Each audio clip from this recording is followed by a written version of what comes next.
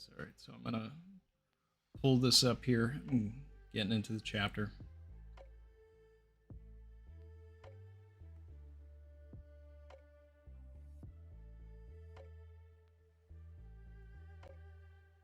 All right.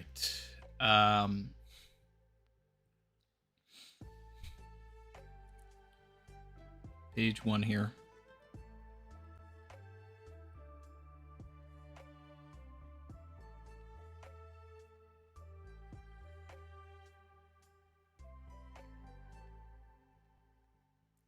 Shout out to Paths. Said had to tune in for this chapter. It's a banger.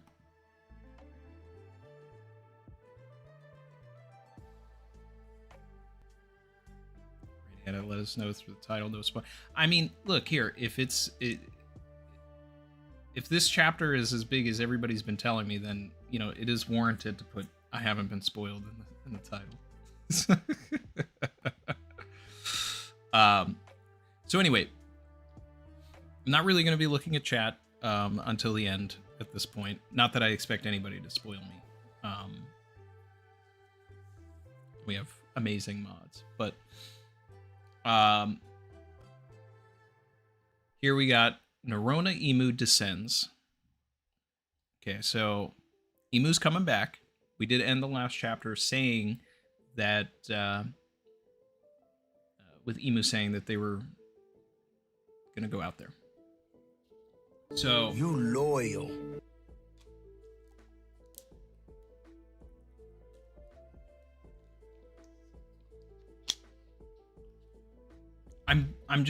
I'm going to assume straight up that there's got to be some crazy stuff with Emu here. Obviously, I mean Emu's about to descend. One thing that I have always wanted from Emu is for a version of Emu that isn't a shadow. So we'll see if Emu actually has a face or what's going to happen here. We've got a reader request on the first page. Ace and Otama and Yamato leading boar piglets on a hike down a wetlands path. This is great. A great fantasy reader request. Obviously, this would never happen now. But always good to see Tama for Nakama here. Right. Moving on. All right, we're kicking off straight into the Holy Land. We're picking right back up where we left off. It's always good when you see 5 old men in a room. So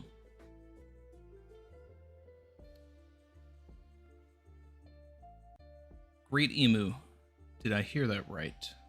Sacred Marijoa, the Hall of Power.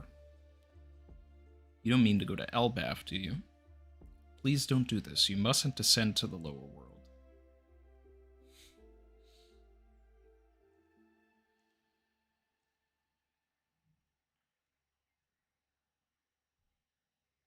Why wouldn't they want him to go?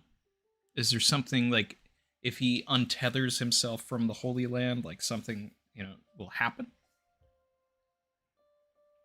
All right, Garling's walking in. Don't be so smug and secure. Do you think that the Holy Land can remain safe forever? Garling. Shamrock's return, it seems that the situation is quelled. But the lower world's plan to starve us out still continues. Dignity and power will not fill our stomachs. What can we do on our own? Well, I hope we get some information on like what actually happened at the Holy Land. I'll be pretty disappointed if we don't get that. Again, as I say every week, I think it was the Blackbeard Pirates showing up. I think it's pointless to show us that Devon could turn into Saturn, but then not have them warp to the Holy Land and then get caught because Saturn's dead. And they don't know that. All right, next page. What we need right now is the military might to keep the rest of the world under our thumb. And then there's the former Navy headquarters. Garland, where's all the food? This isn't very celestial dragony.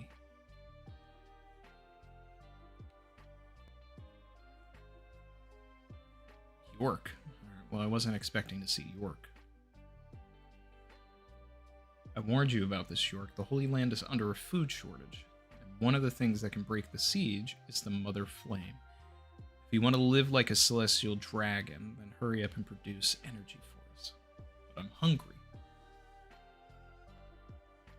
So, the Holy Land has its own power plant lava phase that looks exactly like what we saw at Egghead. Are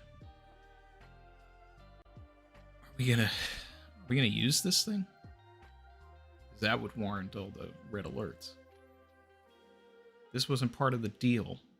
Needless to say, your original form, Vegapunk, is one of the rebellious forces arrayed against us. Consider this a way for you to take responsibility for yourself.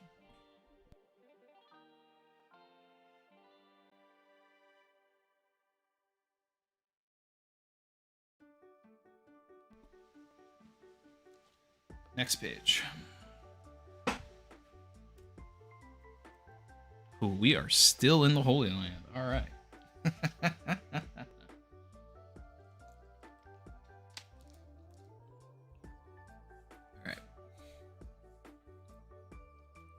It's been one disaster after another, and it all started after the arrival of Nika. Is it coincidence or fate? Okay, so once again, Oda hammering down that, which is one of the biggest thematic threads throughout the story.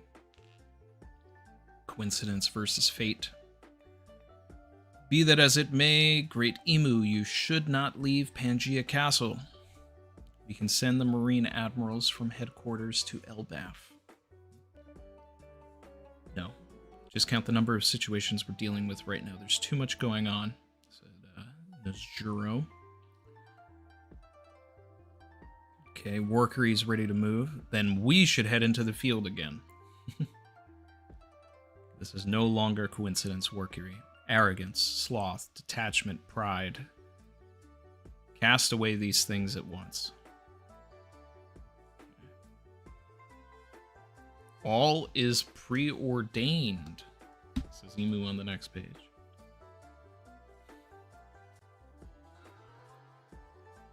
See, now that's a big thing, right? Because on top of the thematic elements of coincidence and fate, there's also the element of prophecies and people being able to see into the future and everything. So, you know, Oda's hammering down on a lot of this stuff. What's the actual who's right and who's wrong? Could it be all three?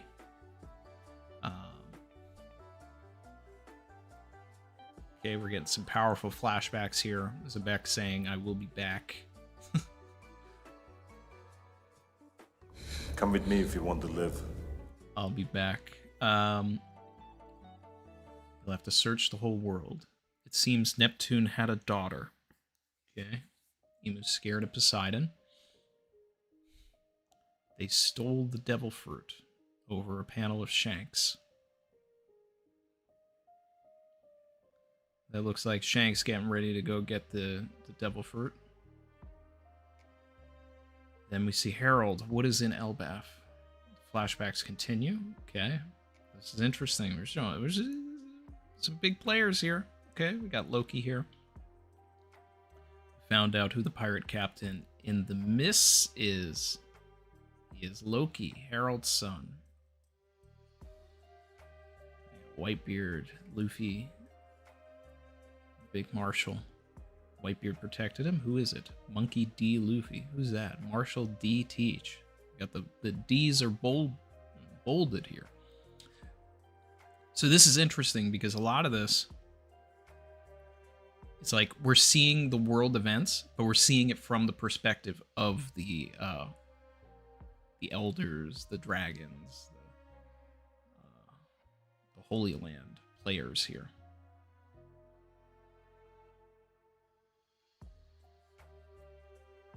I like that. Next page. We still have not left the Holy Land. We're continuing these powerful flashbacks. We got Cobra, Nefertari, D. Lily, Joy Boy, Davy Jones. We're ripping up the Luffy poster. We're ripping up the Blackbeard poster. We got the Queen here. Still you continue to torment Mu. I desire Vivi. If we get an update on Vivi now, that's a red alert.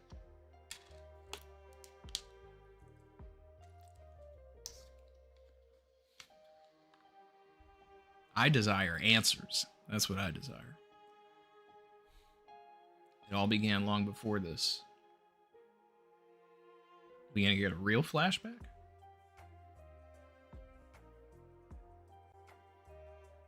So we got Emu here. Emu's getting ready to move. Circles underneath them.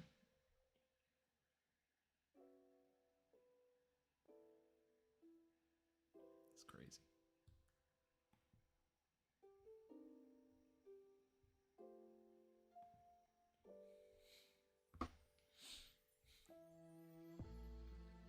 Okay. Next page. The Holy Land I leave to thee.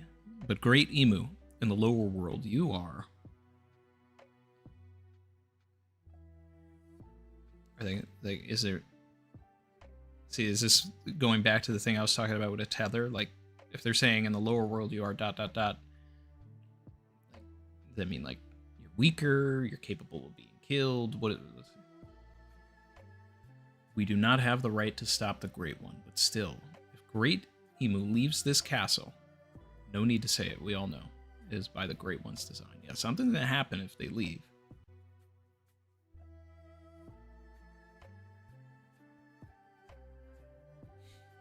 None of us can prevent it.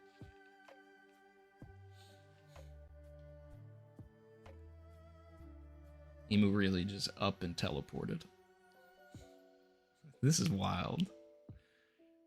And then we're zooming out from the castle to the red line. Still no information on what happened, which I'm not happy about, but...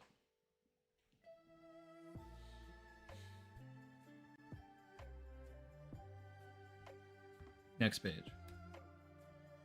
All right, we're back in the new world. Red Elbaf, Pirate in Stanson, Western Village Sun World. Look at this. One of the demons was trying to put himself back to put himself together again. So, not again. Okay, so they found Summers. He's still alive. Look, it's like a magnet. It's scary. Not half as scary as you. You said your name was Gerd. I'll remember that. You better watch yourself, because I'll personally see to it that you experience a miserable death, you wretch. You should look at this, too. Oh, they found the heart. Zoro's interested. Next page. A steel heart. Okay, so confirmation. Like, we were talking about this. Like, is it metallic? Is it metal? Is it, you know, robotic? Like, what is this? If we destroy this, they won't be able to go back to normal. Okay, from Summer's reaction, seems like maybe this heart is a key to this. Let's take him out, Zoro. Let's save ourselves a lot of trouble here. Come on. Okay, by the Warrior School, Usopp, Brook, hang in there. They got broken bones. Maybe I should cyborgerize them. Where's Chopper? And that's played as a gag. That's good. Wow.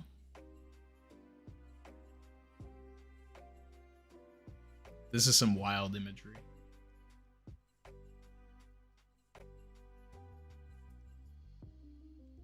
Putting Killingham like this, hanging him from a tree is... That's crazy. I'm going to personally remember your name, Sanji, for revenge. Now say mine. Sanji said, I forget.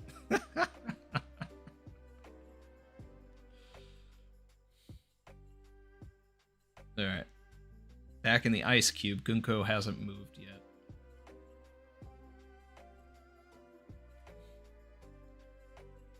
Back with Loki. Why is the school frozen? It's not. I merely sapped all its heat energy. School food's frozen solid. Doesn't even taste good. Gotta give some to Usopp and Brook. Until you get back to normal.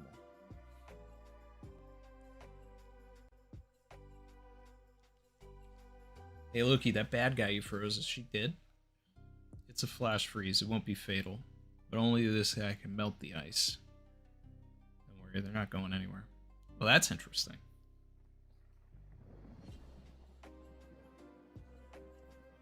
And what I like about that sentence also is it elevates Emu. Because if you're saying that, like, no one can melt this ice other than, Ragnir here. Now you're elevating Emu above that.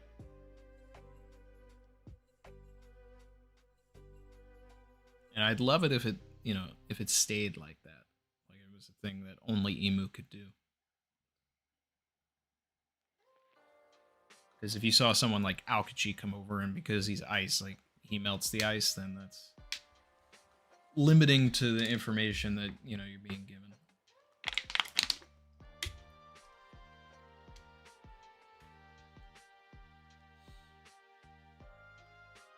Huh. What? So Nami is noticing something in the distance. Next page. Crash Land. Boom. Looks like Blackbeard when he uses Liberation. Oh, there's a lot of these things happening. It ain't just black smoke. Look in the sky.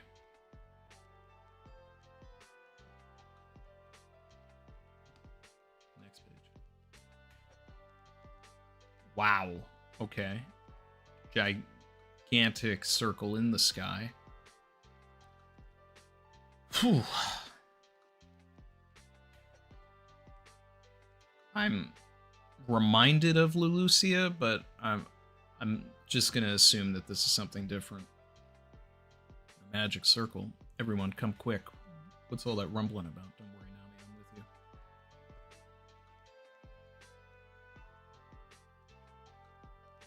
There's music playing. Is this like Emu has their own drum of liberation, or is Luffy about to like get back up and is Gear 5 again or something? Whoa. The houses just turned into homies. Houses, why am I dreaming?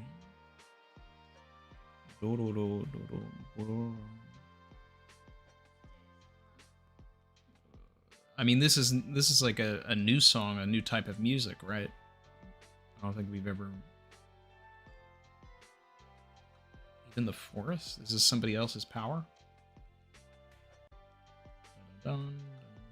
It's a bunch of different musical sounds. Okay. It's very interesting.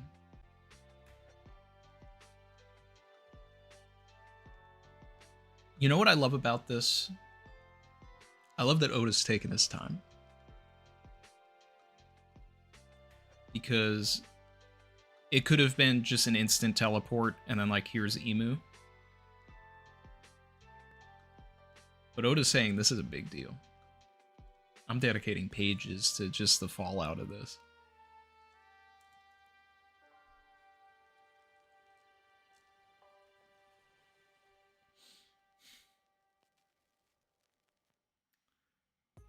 Okay, there's some Conquerors hockey coming off here because Cologne just fell over. And someone else. That's Conquerors. Is that from the castle? That's the same hockey from before. What do you mean that's the same hockey from before? Oh, that's right, yeah, because Emu technically was there.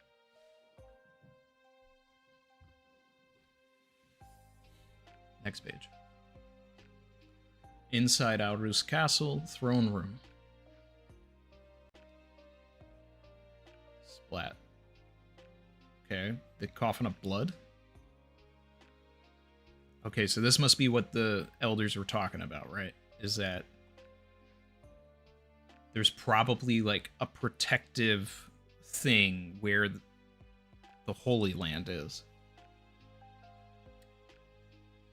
Maybe this has to do with their immortality. So it's like they're risking all of the years catching up to them by leaving the castle. Like maybe the castle is like it's just a protective space. That could be something that would, you know, and that would warrant the 5 elders to get worried also, because they don't want to die. Either way, interesting. I like that. Okay, we got some wings growing out.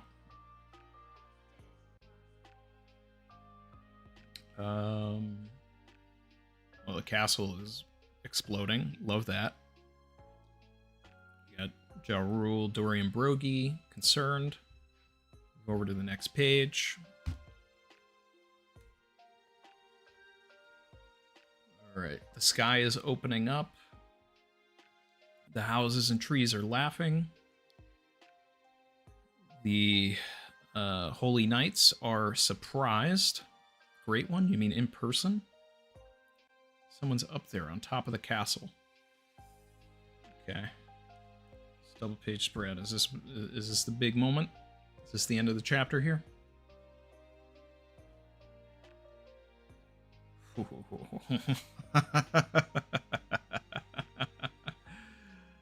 Okay. Okay. You got Emu here with some horns. The deity flame has some eyes on it, which makes me think of why is the name escaping me? The is it Ophium? Like the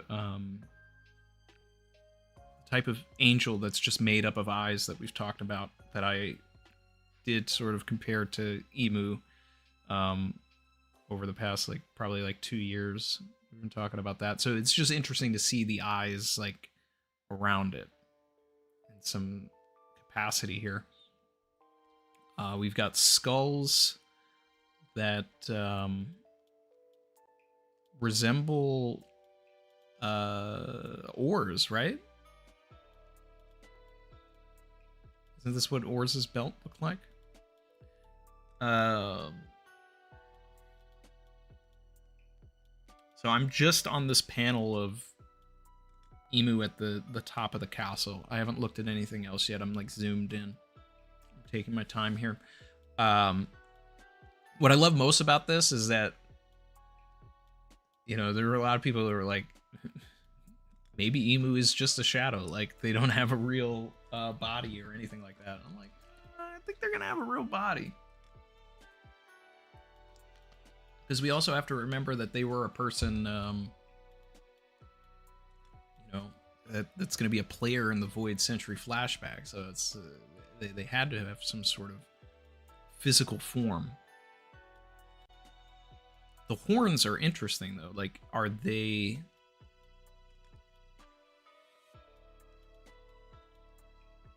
like part ancient giant? I mean, they're not huge or whatever, but either way, this is some interesting drip here. We got some long hair flowing. We got a symbol on the cape that looks kind of like the Mark of the Abyss, maybe. Oh, I just went down a little bit, and this staff is wild. I missed that jagged edge at the end. Like, that's unique. Oh, I like that. I like that. I like that a lot. Let's see a little more. Creator of the world government, one of the first 20. Power, the devil's fruit. So they've got the Akuma no Mi no Mi. Is that what it's gonna be? That's crazy. Do we get to see it, their face? We do see their face. That's wild. Look at.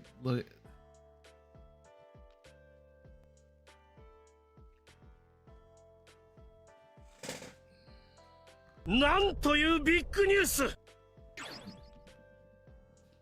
This is.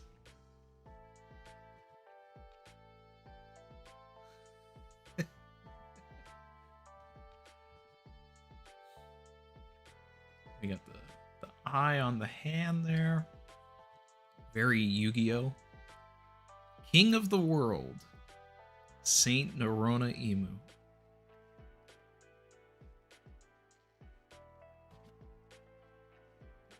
Zoom out here. This is something else. Got the hair flowing over the eye like Sanji. And they look young too. Like they froze their age in their 20s or 30s. You loyal.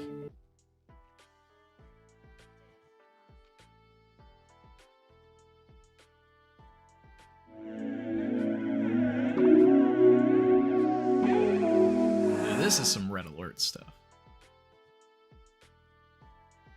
This right here.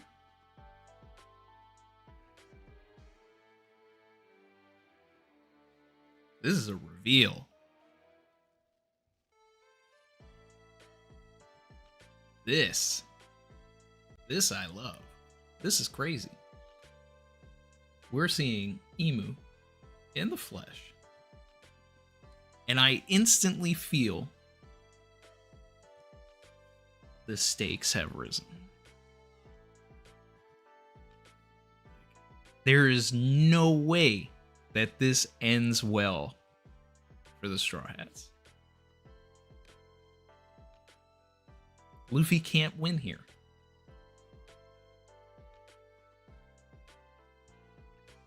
Emu has got to like really like just go off. Because if we beat Emu here, like the show's over. Just going to Laugh Tale after this. But maybe that's what Oda wants. Either way, like this is.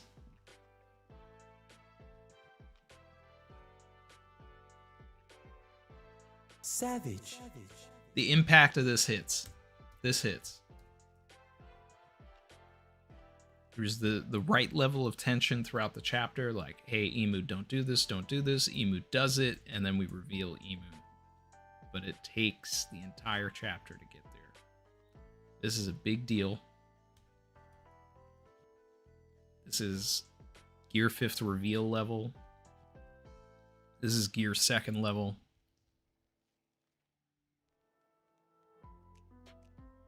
This feels different.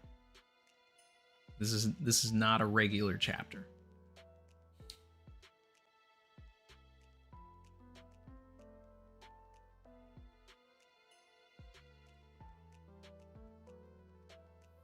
I think the only thing that would have made this better is if Oda had another set of pages and was able to do a double page spread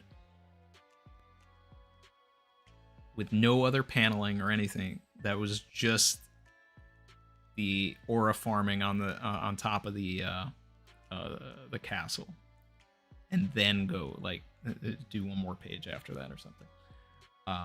But this is awesome.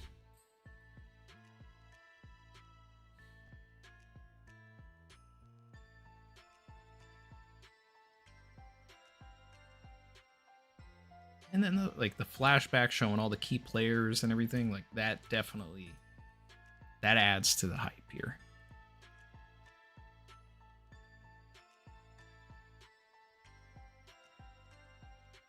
And I didn't look, but there's got to be a break after this. There's no way. It doesn't even say on Viz. But yeah, no, I was not spoiled on this. I did not see this image at all.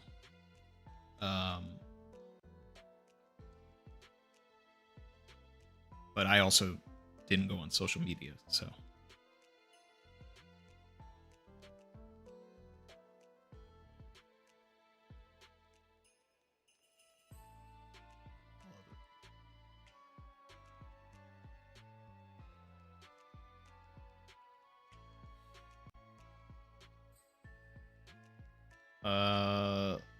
Let's see.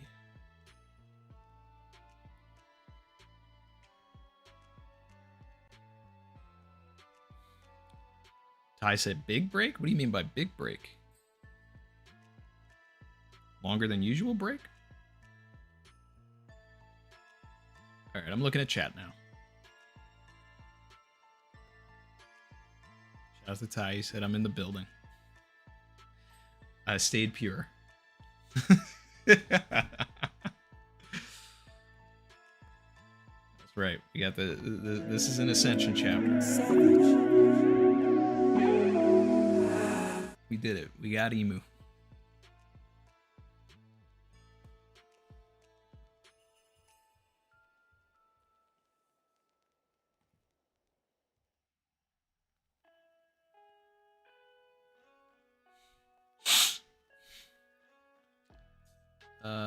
Let's see.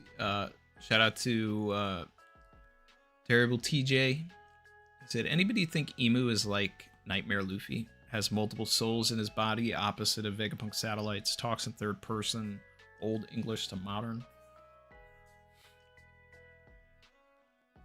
I mean, I like the idea of the Nightmare Luffy thing, having the souls in the body. But the Old English to modern is just like that's Oda's way of showing that Emu is just from another time.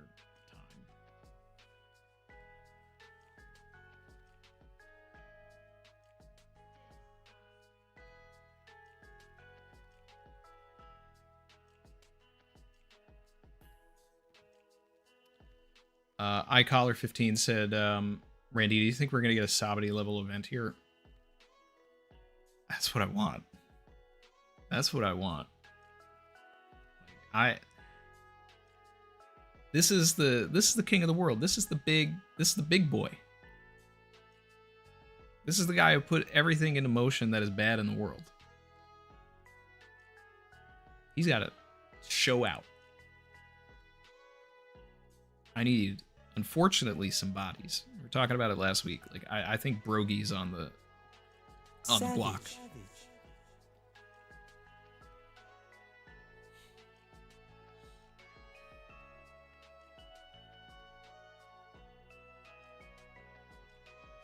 Alex Mears said, I want Nami arm lose. Like, I mean, that'd be crazy. Obviously a callback to the original Nami design. And then having Frankie kind of hint in this chapter, like, oh, I could cyborgerize them.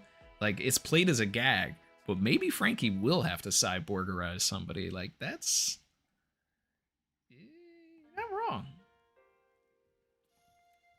Shout out to Alejandro Salas, appreciate the super. Said, if Emu does have all the devils and the ancient kingdom had future tech, maybe Stella Green Blood is inside the steel heart, giving God Knight powers. So it's the heart, the metallic heart. Futuristic technology has trapped like Emu's green blood, you know, or proxy of it or whatever, and that's what gives it to him. I mean, that it's interesting. I like the idea of mixing the mysticism with the technology.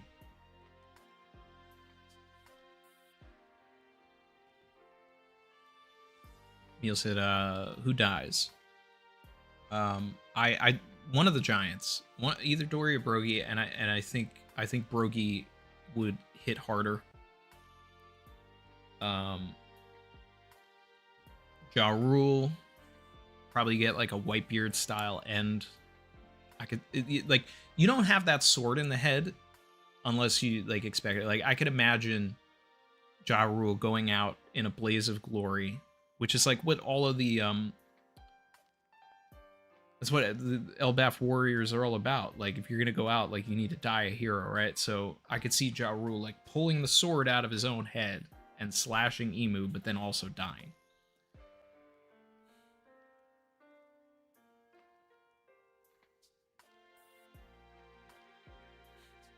Jen said, if in 1180 Monster Chopper sends Emu back with a slap, the internet's gonna rage.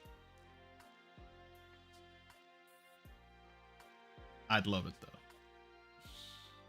I'd love it. Like, if a bunch of people like get killed, but then that ends up being the way that they like buy some time.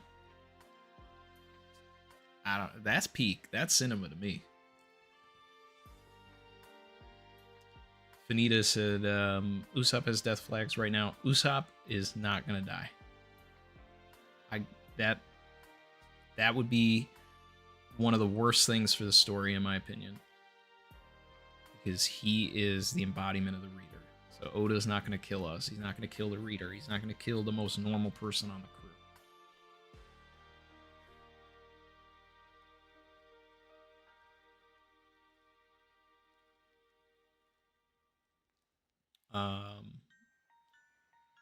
Time Lord. Also, I'm so surprised with how much this arc is focused on fathers that Dragon never showed up at all. Oda planning a surprise visit. I think Dragon's too far away. Unless he knows how to teleport, I don't know.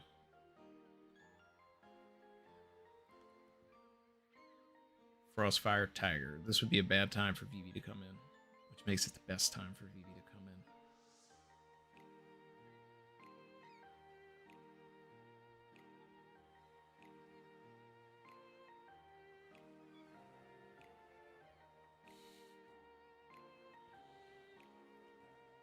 Well, I just saw what you said, Luke. I hope you went and read it.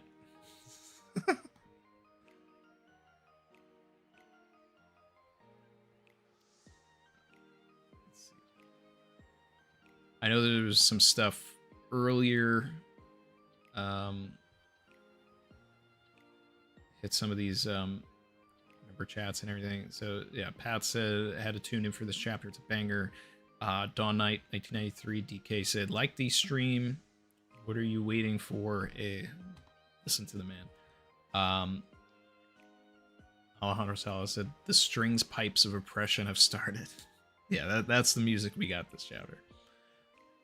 Shout out to Growth Stocks, appreciate the super. Said, pat on the back for everyone that patiently waited for 8 years. Has it been 8 years since 907 or whatever? That's crazy. If Emu has the devil fruit, does Lafitte's wings represent that he has an angel fruit? Now, we've talked about this. Like, I love the idea, right? And I had a whole video about this, where I think it would be really cool if Blackbeard, who has been shown as, like, you know, the evil darkness, like, guy and everything, like, if his crew, like, they already seem like very religious coded. They talk about, you know, fate and divinity and all of that. Like, if Lafitte had an angel fruit, and if there is anything else like tied to that, it would kind of give them this air of like an angelic crew going. You know, it would be sort of atypical, but it would be fun, especially considering that like the Straw Hats embrace the darkness, right? King of Hell, Demonio Floor, Monster Chopper, like that kind of stuff. Like, they're embracing the darkness, and if Blackbeard's crew, even though Blackbeard is darkness, they're embracing the light. Like, I don't know. I like that parallel. I don't know if we're gonna get it, but I'm Team Lafitte Angel Fruit. Like, I'm cool with that. Will of Dreams, super appreciate it, said, what are the chances Shanks is using the Straw Hats to draw Emu out of the Holy Land? High.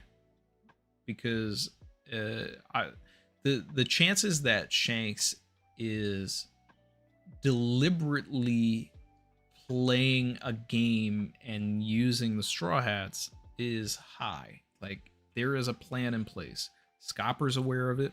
Rayleigh is very aware of it. We have had different flashbacks that imply that there is a plan, and the Roger Pirates are in on it. And it involves Luffy. Luffy is a pawn in Shanks's like little game that he's playing.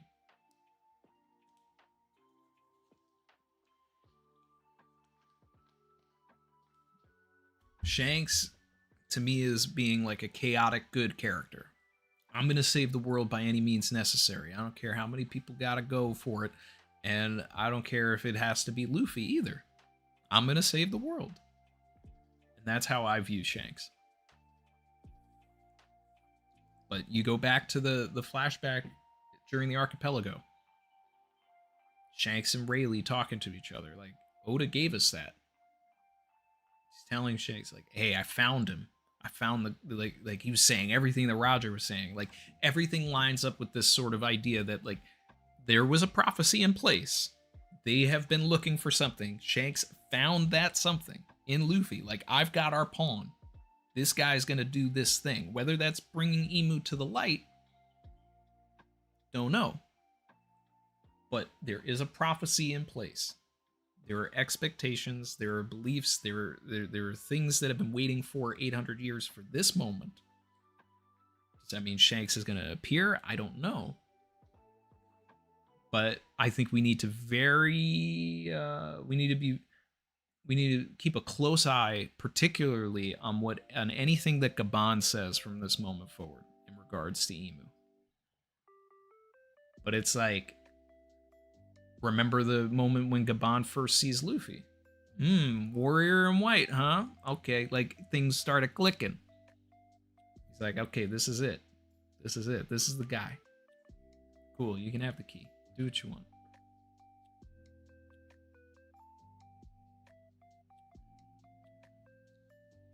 Kip said they plotting. They plotting.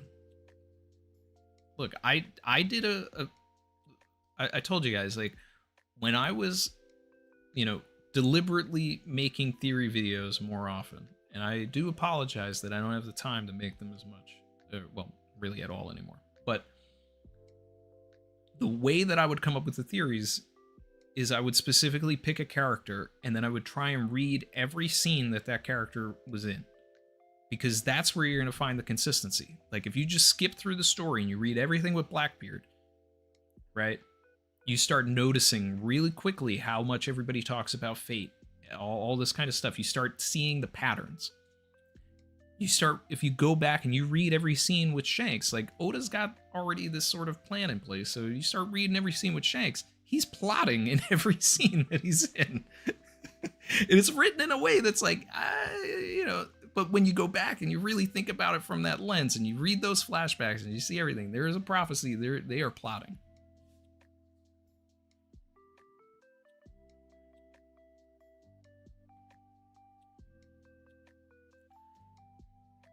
When we talk about Shanks and plans, remember, he can see the future to an extent. Yeah.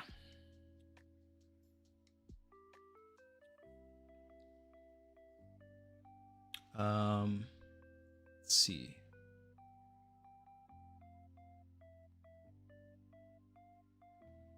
Dango, my idea is Kuma's still there. Vegapunk can get him to move to send everyone to someone he trusts. They can regroup, share what they know about him. Oh, that's interesting. Send them to Dragon. I mean, that is one of the places that Kuma could send people, is Kamabaka. Oda probably can't resist the Sanji jokes there either, of him going, I'm back here. Yeah, I could see something like that. That is a way for the story to shift, because then they would be back in the actual Grand Line. And Kamabaka is pretty close to Alabasta, so if Vivi was actually, like, going toward Alabasta instead of away from it,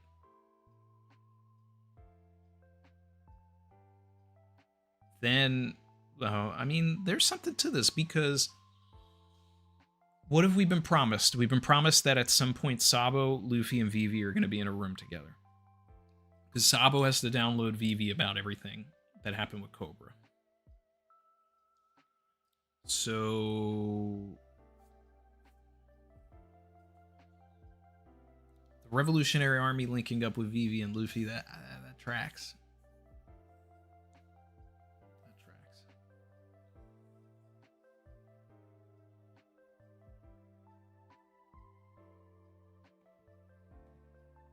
Dak said Enel stocks are above the Heaven Realm.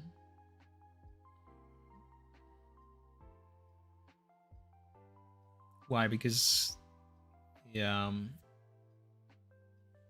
of giving Enel vibes, I guess. Is that what's happening?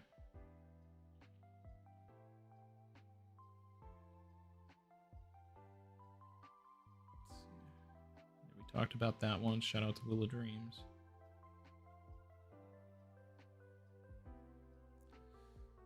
Are there any silhouettes yet to be revealed? I mean, we haven't had a silhouette, but I mean, we still need Louis Arnault.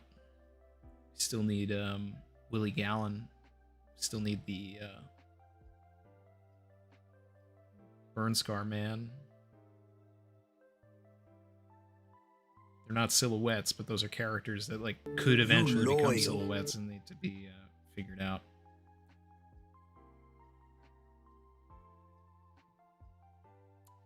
Said, love that theory, Randy. Thank you.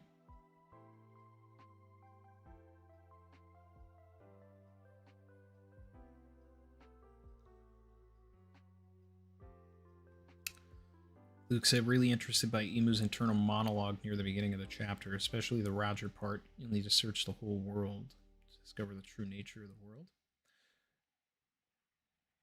So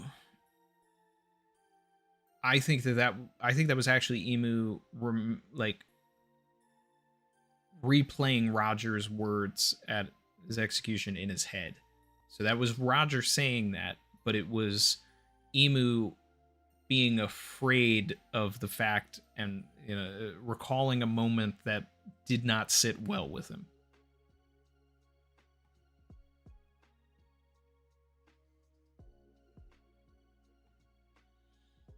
Jin said, I wonder if Gabon knows about Emu. I think that Gabon would have to, because I think all of them eventually knew.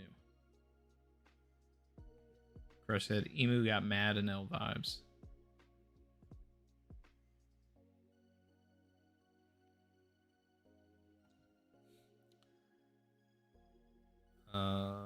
WompXS said, Brooks' voice actor voiced Louis Arnault's lines in the Elbaf anime trailer. Really? Well,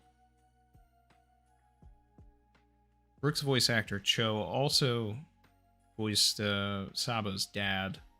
So they've done other roles before, but I feel like Louis Arnault's going to be like kind of a big character for to have Brooke be Louis Arnault also is kind of crazy.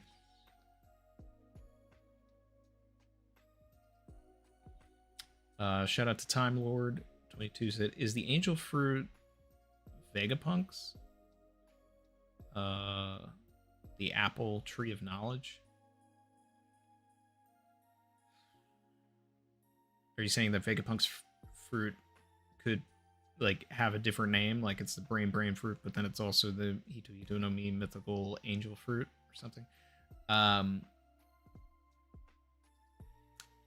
don't know. I think that there's also probably an argument to just say that like the Nika fruit is the angel fruit, like it's the counter to Emu, like that kind of thing. Let's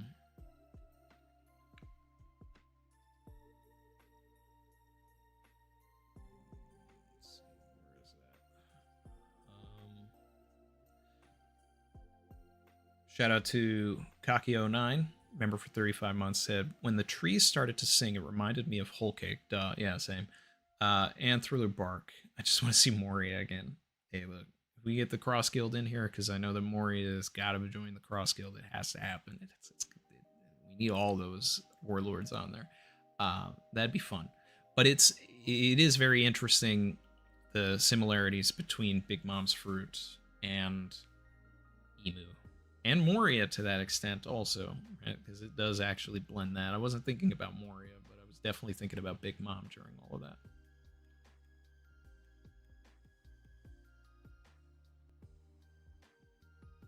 That's interesting. Frodask said, so what's going to be Emu's first move in the next chapter? Would love to see him annihilate the Holy Knights, except for Kunko. I mean, that'd be pretty vicious if the first thing that Emu does is, like, kills Sommers and Killingham. I think that there's more story to tell with Killingham, but I think Sommers could go.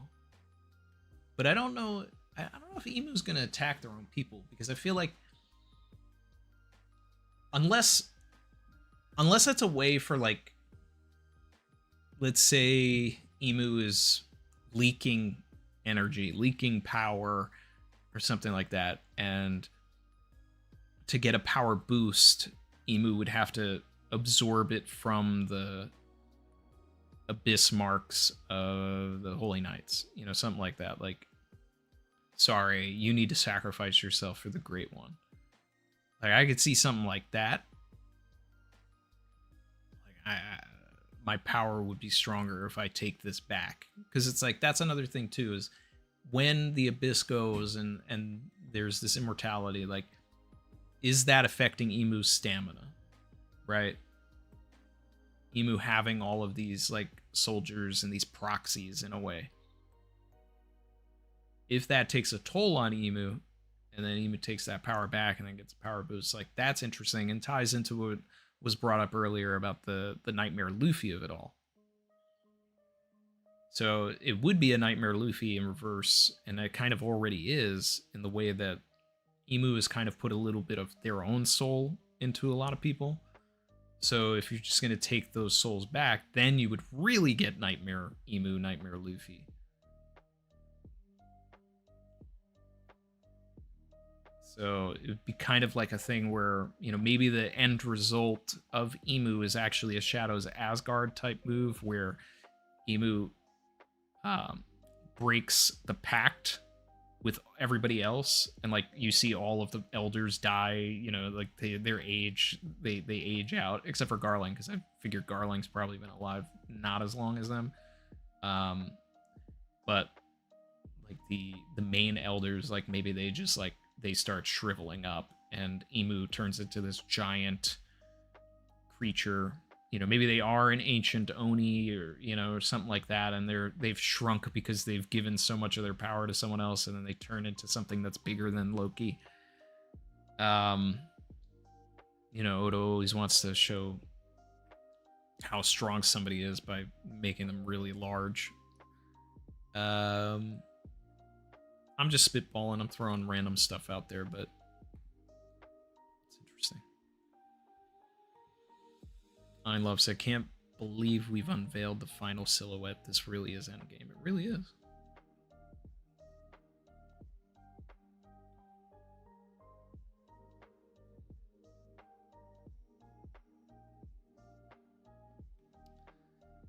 Roger suggested that Emu and Lily parallel Adam and Eve. Maybe.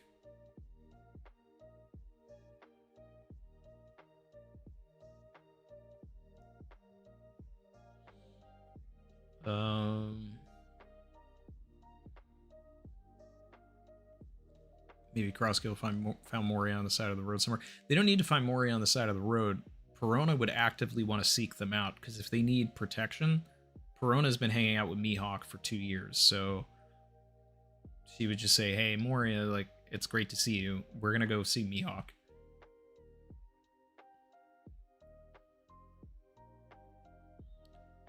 Luke said, what's so important about Vivi here? Her ancestor was the only one of the original 20 to leave. Maybe he needs her to complete something. I'm so intrigued. I like that idea. Like, they need the Alabasta line back in there. But at that, well, no, I was going to say, but they had Cobra there, but I think Cobra married into the family. So maybe that's why I need Vivi. There's probably no actual, like, blood of lilies inside of Cobra. And it was actually TT that was, like, part of the family line. Which also makes me wonder if there's, like, you know, something more to learn about Nefertari TT there. What happened to her? How did she die? Was it a suspicious death?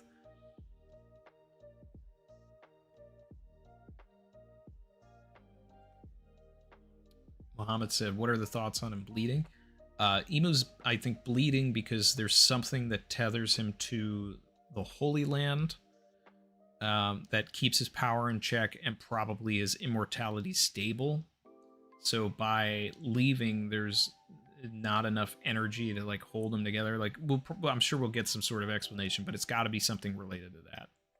So it's like he leaves, if he's in the Holy Land, he's effectively immortal. Like there is everything that he needs to stay pure.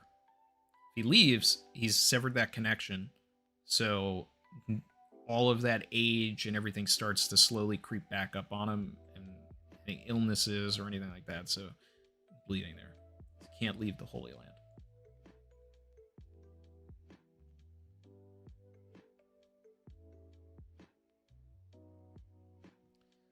Sakuna Matata said, I saw a theory that there's a room covering Pangea Castle from the immortal surgery, and leaving the room will cause them to die. I like that, because then it also shows how important that fruit is and puts the context into place during the Law flashback of why that fruit was something that the government wanted to find. There's been a lot of that, like, there's just been a lot of that.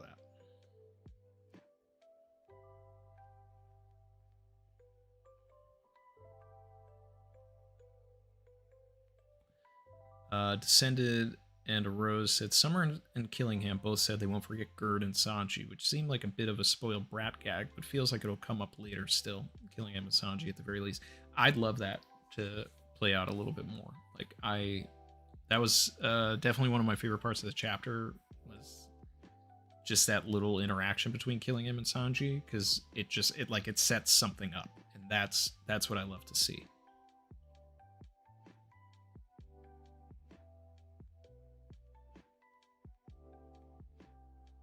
I said, speaking of Garling, he's talking like he runs the place. Yeah.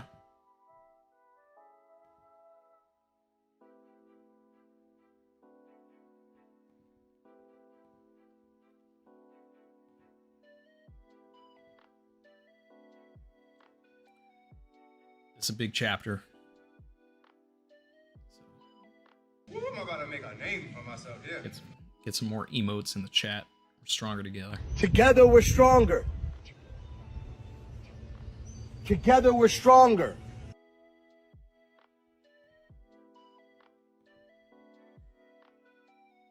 Time Lord said, thoughts on Emu having 3 skulls like Blackbeard and some giants? I mean, I brought that up earlier. I was like, oh man, like what? I'm about to make a name for myself here. Together we're stronger. Together we're stronger.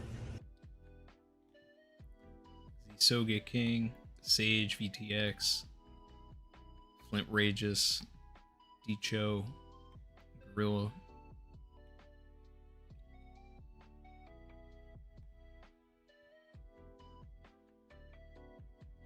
Josh Pointer, EL Jink, Lewd Tail, Lazy Ultron Live, Album Co-Song.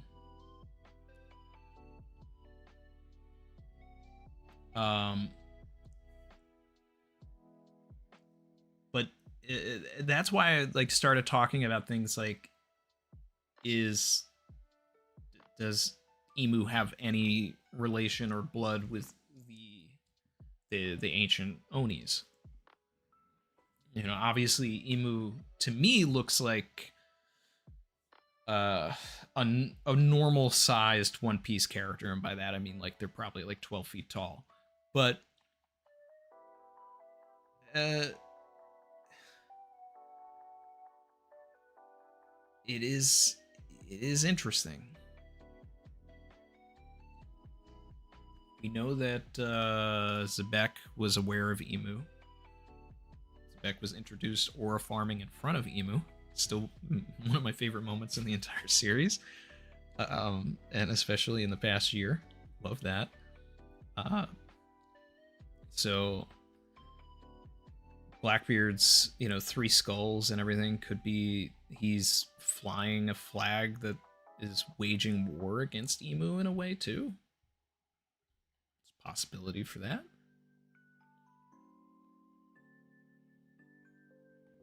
Alex Mirren said, so Emu is the forest god, right? The woods were singing his praise before he even showed up. So I think that we need to be thinking of Emu as a separate god. In quotations. Luffy's the sun god. I think that there will be a forest god. Maybe it's Chopper or whatever. We'll have the other two gods, but Emu is something that stands separately from all of them, and maybe isn't even considered a god at all. Like, Emu is just the devil. So I think that's the way we need to think about it. Like, they have the devil fruit. Which is a concept that I love also.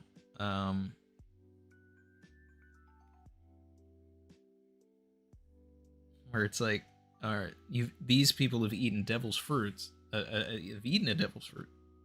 Emu has the devil fruit.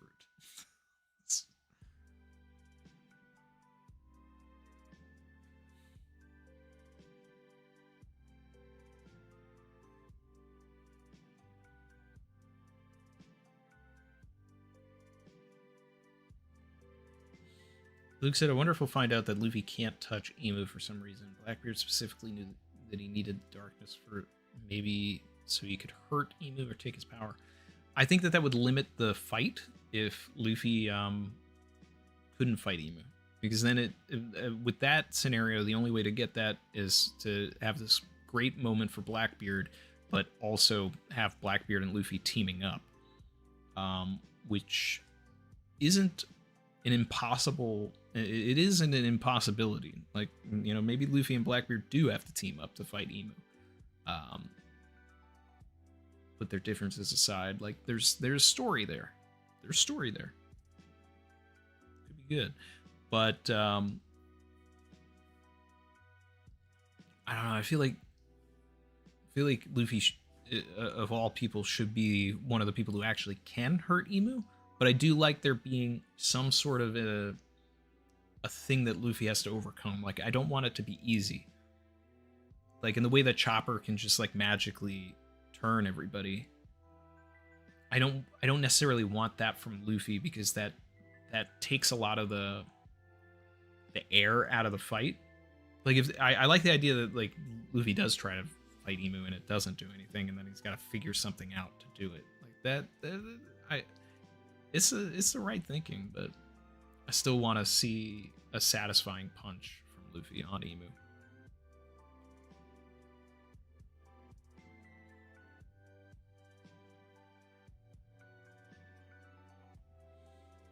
Sage VTX said, been watching Randy since Wano. Great times. Happy to have you here, Sage.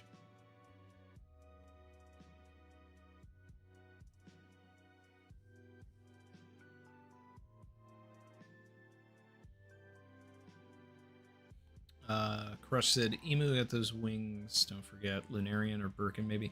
I mean, when I saw the shading on Emu, I was like, oh, is Emu Lunarian? Like, that was one of my first initial thoughts.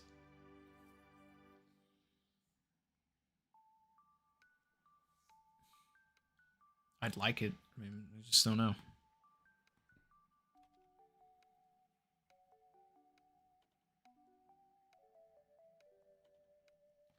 Alex Mirren said Emu is standing on a giant castle. He could be Loki-sized or bigger right now. Yeah, I guess we don't have any scale, but I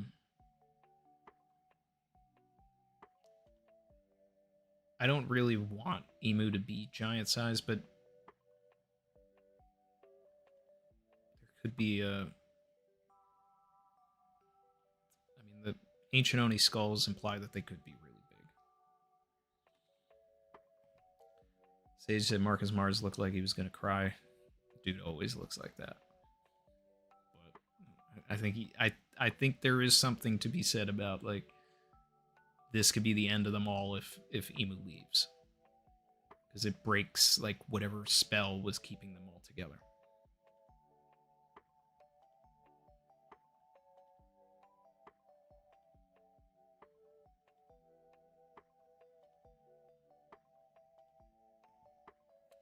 Mizukami said it would be a great inversion of Luffy not being affected by it now. Well, from that perspective, I like that. Emu is Luffy's natural enemy. Okay, okay. That's fun, because then Luffy has to figure out a different way to overcome.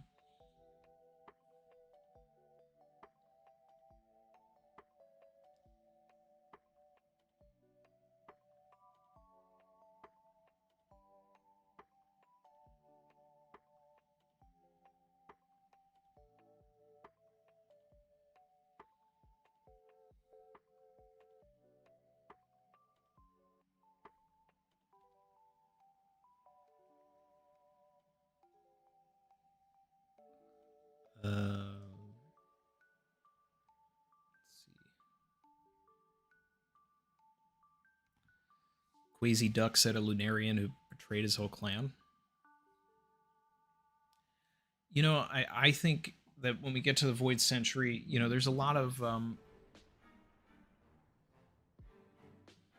forget exactly which theory video I did, but I had an idea that maybe Emu was like a lower, like vizier or an advisor to a different king, like during the Ancient Kingdom. Like I wouldn't be surprised if Emu was like an Orochi type character during the Void Century flashback, like someone unassuming, someone that, they wouldn't expect, but just had these like really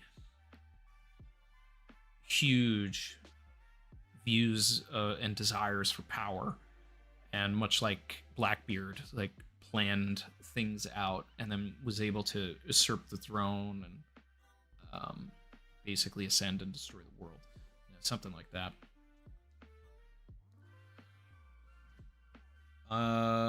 Chair piece. I'll be right back, guys.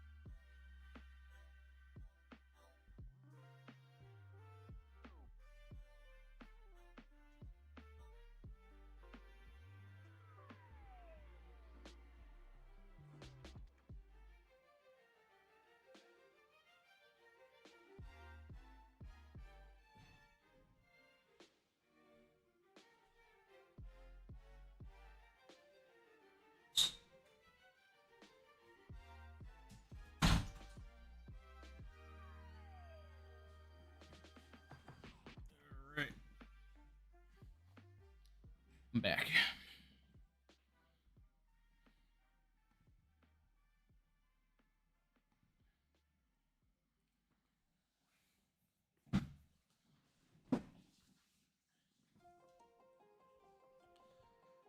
Let's see here. Let's see.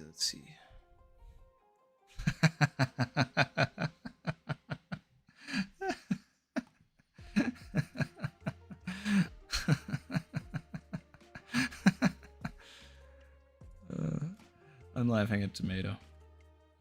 Because I remember when Captain America used to appear right when Cheer Piece used to start. Savage. Those are the good old days. That's because I forgot where the Captain America button is.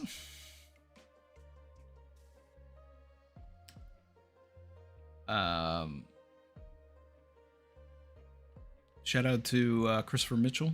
Appreciate the super. Said, it's my super out there theory, but I like the idea that Emu was Joy Boys, Usopp, or Buggy, but without the redeeming traits, i.e. the weakest but most ambitious member, only the stab in the back for power. So that's cool.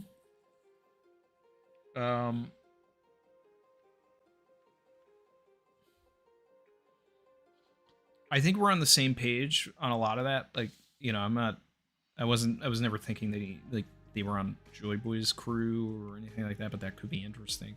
I've always sort of tied them more to the Ancient Kingdom than Joy Boy, because it seemed like they fought Joy Boy.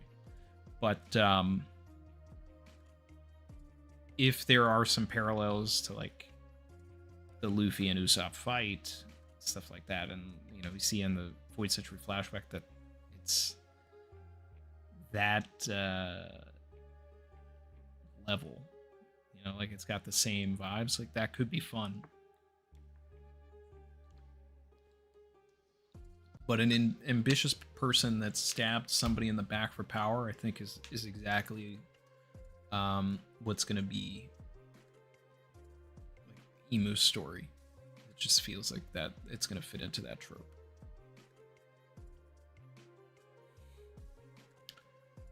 Saeed said, fun fact, Saint Nerona Emu in Japanese, which is Nerona Emu Sei, could be a homophone for either don't sleep Saint Emu or just go to sleep Saint Emu, depending on the context, it's said.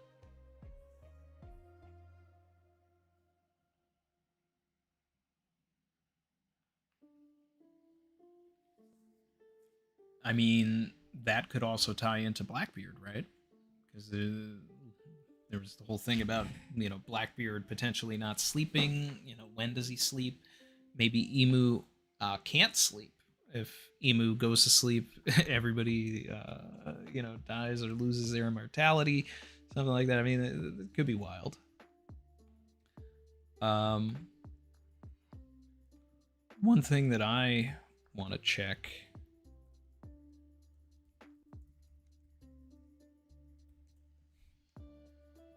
I just want to randomly see if there's some math piece this chapter.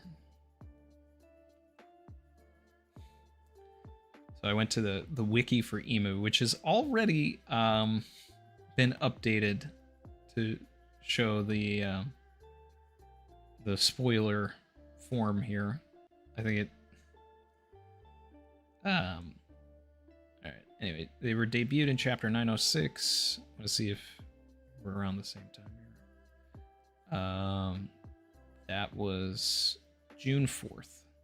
So now we're a little ways out, but that's not to say that we shouldn't be on the lookout for whatever chapter coincides with the first one in June, which would basically be, I guess, with breaks, probably 6 chapters from now.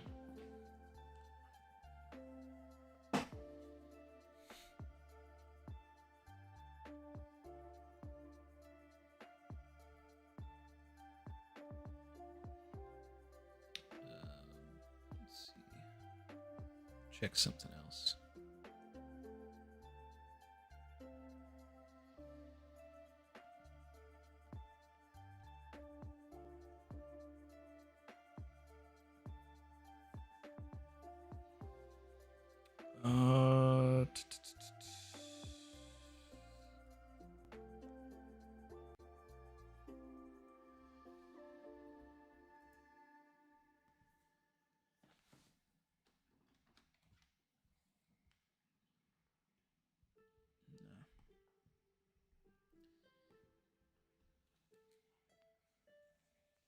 All right. Let's see what else everyone's talking about.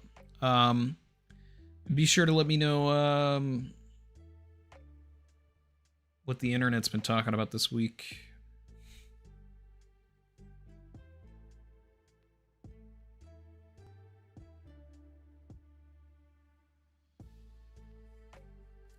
Saeed said, also, if you combine the characters of Nerona, it makes up the kanji of Kami, God. That's definitely the wordplay that I see Oda deliberately choosing.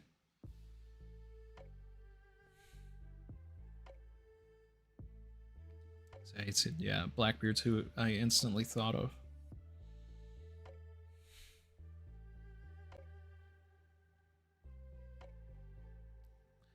Mizukame said, "There's always an evil twin in the Holy Bible, like Noah's sons, Shem, Ham, and Japheth,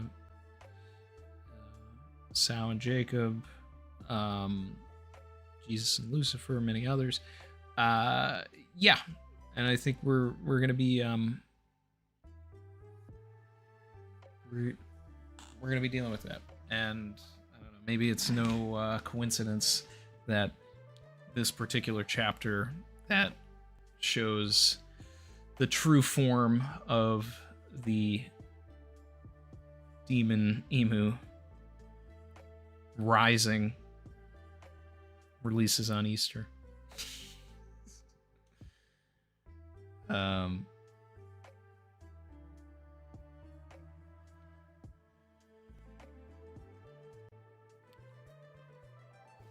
God rises once again.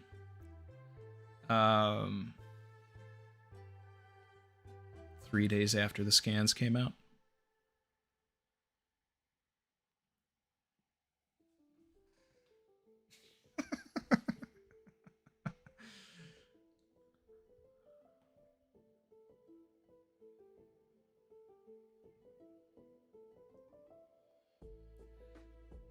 What do I think of Emu's white hair? Kind of unexpected. I'm not going to say immediately that they have white hair, because we don't know what Oda's going to color it.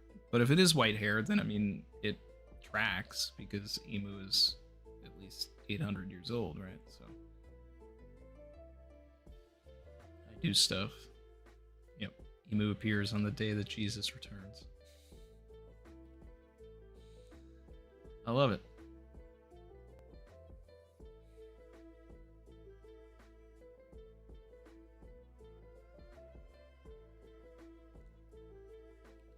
Alex Mirren said, a lot of irresponsible speculation on Emu killing a Straw Hat, but we already discussed that.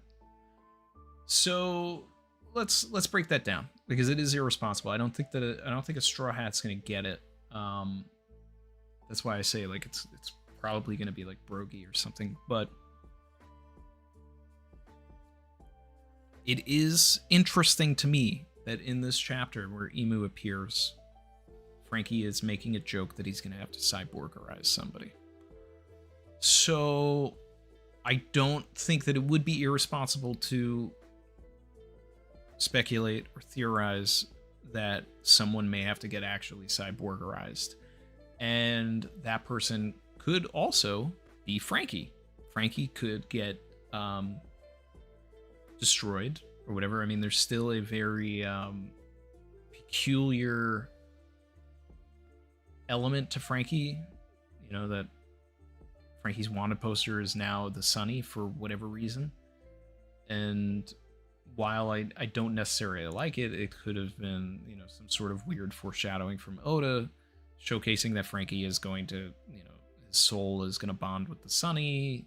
He's going to become the ship's Clawbotterman. He's going to have to, Vegapunk is going to have to rebuild Frankie, and then maybe, you know, rebuilds him into the Sunny, and then he becomes this giant Mechazord of the Sunny. You know, there's a lot of things that could be done there, and I love Frankie. I don't want to see Frankie, you know, like, get hurt, but I mean, he is the most, I think he's the easiest Straw Hat to hurt, because he can be rebuilt. So that's the, and you know, that's the thing. It's kind of like we have all of these,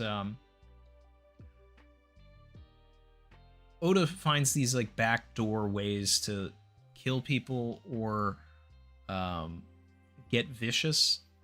He'll do it if it's not permanent, in a way, like as we're seeing with the way that the Domi Reverseed characters were like very viciously attacked. They're viciously attacked because it doesn't matter, because that's how you're gonna get them back to normal. So Frankie is maybe the most reasonable character to get hurt because he can be rebuilt. Now, if someone were to sustain some damage, we talked about it earlier, it was brought up, if Nami loses her arm, then it would go back to the initial drawing of Nami where she had a cyborg arm. So she would get cyborgerized by Frankie or Vegapunk. Maybe.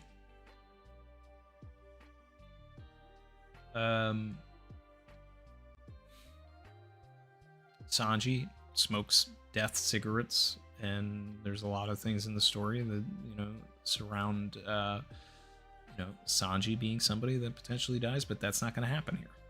That's not going to happen here because Sanji hasn't found the all blue. But I think that the other thing that's irresponsible to talk about Straw Hat deaths is who could reasonably die but still achieve their dream, because they all have to achieve their dreams, in my opinion. If Frankie dies but then becomes the Sunny, then his dream of building the ship and riding on the ship that gets to the end of the world or whatever would still happen. So it's like there's ways of things where it could still happen. I mean, there needs to be consequences for this, though, is the thing. There needs to be consequences for Imu's arrival. And I think that those consequences have to be dire. They gotta be huge. If we don't have a Marineford level event where some characters actually die, I think that's going to be a problem for the story, because then it's lessening the stakes. And I common criticism that I see when people comment on videos or anything is like, Randy just wants to see everybody die, and it's like, I don't want to see everybody die. I just want stakes.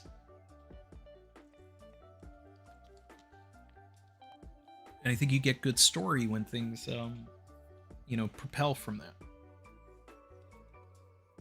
If Brogy gets killed, right, instantly Usopp is galvanized. Usopp takes that extra step towards becoming a brave warrior of the sea.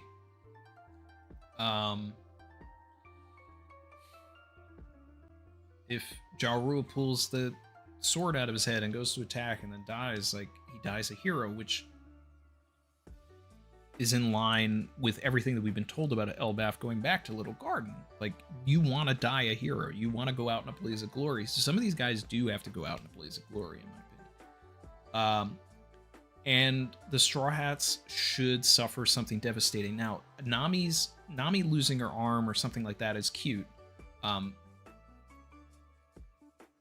Maybe cute's not the right word, but it's not necessarily getting us there for me. Also, because Brogy just lost his hand, it's just going to seem like the only thing that Oda does is, amputate hands. But Frankie, that's a whole other story. Dak said Dory, Brogy, and Ja Rule all on the chopping block at this point. I think one of them's got to survive. My bet's on Dory. If they all get it, wow. But yeah. Need good steaks, medium rare, please. Yep.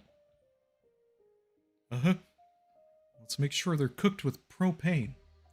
You see, that's all I'm asking for is just some professional pain from Imu.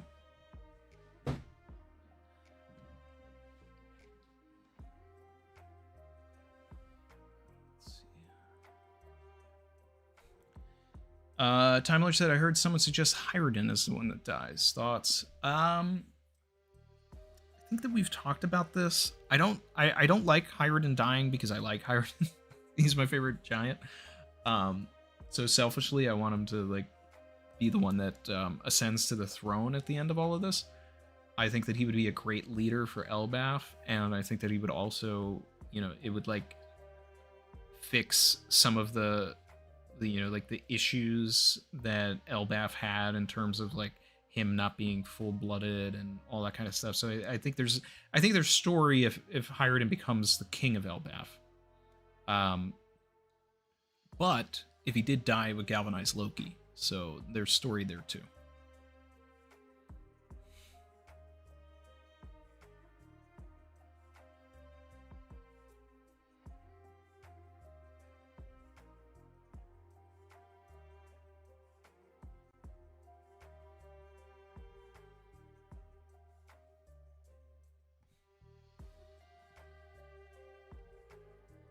Crush it. Didn't have a Hank Hill impression on my bingo card. I haven't done it in a while. One of my favorite videos I did for the channel was when Zoro called himself the King of Hell, and then I did a little skit with some Hank Hill footage. King of the Hell. That's one of my favorite videos I made for the channel for sure.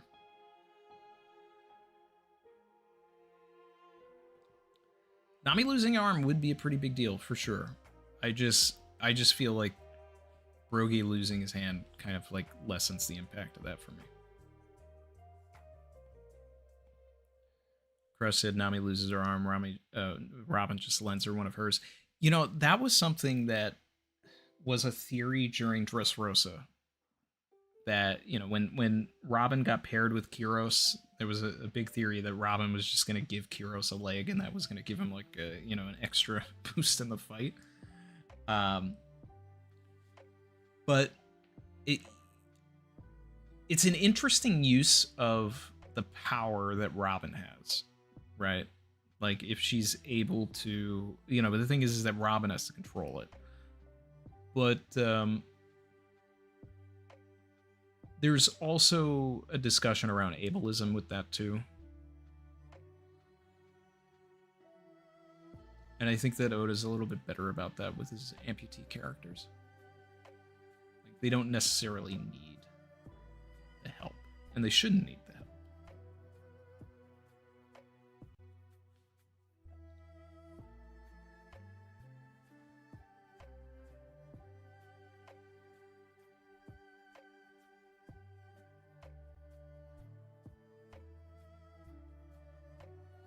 Leo Legendario said, some people are talking about Robin being the devil's child instead of the devil child. Now that's spicy.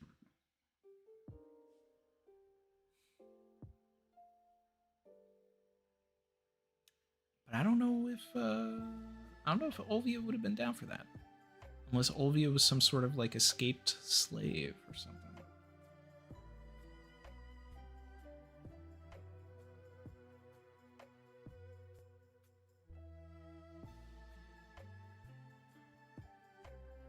I mean, that's a twist. There's story there.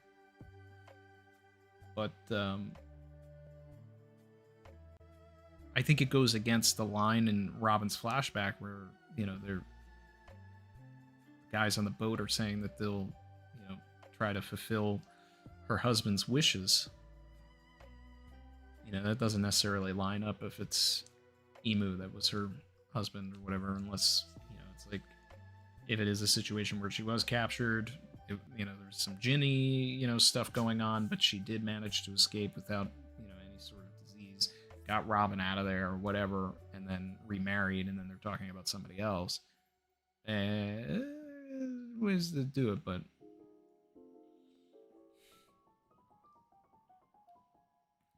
Saeed talking about the point that I'm bringing up. We know her father is implied to be dead and was researching the poneglyphs. I think the wording there is husband, so that could be anybody, just in defense of the theory that's going around. Like, she could have remarried, anything like that, or she could have had a baby with anybody. But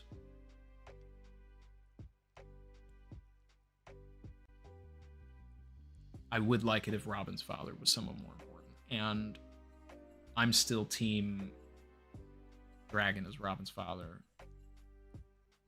and Luffy and Robin are half siblings. That's what I like. I like that, but we'll see.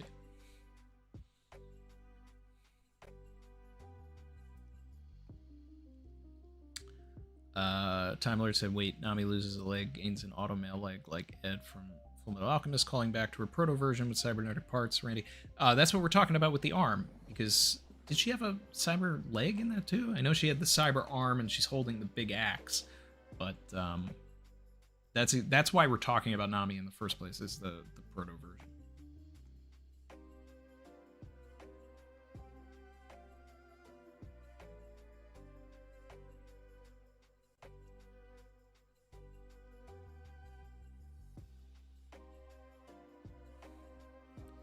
and love. This is all stuff that I brought up in one of my big theories, and I love this. Is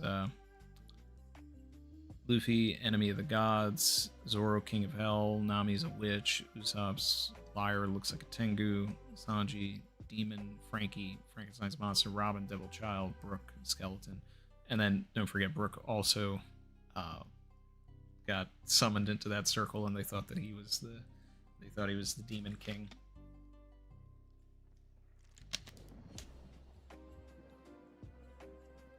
Basically, Straw Hats are broadly monster themed, yeah, and they embrace the darkness. But I think the goal is, in order to defeat Emu, is that you have to embrace the light. So that they can all go Gear 5 and take him out.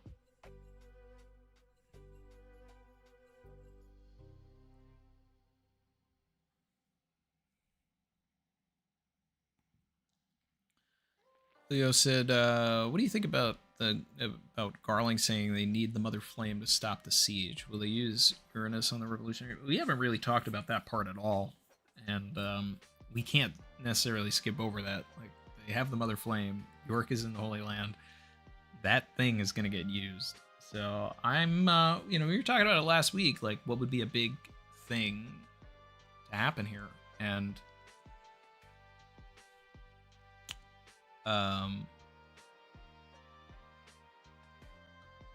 if Elbaf gets destroyed, like that's huge.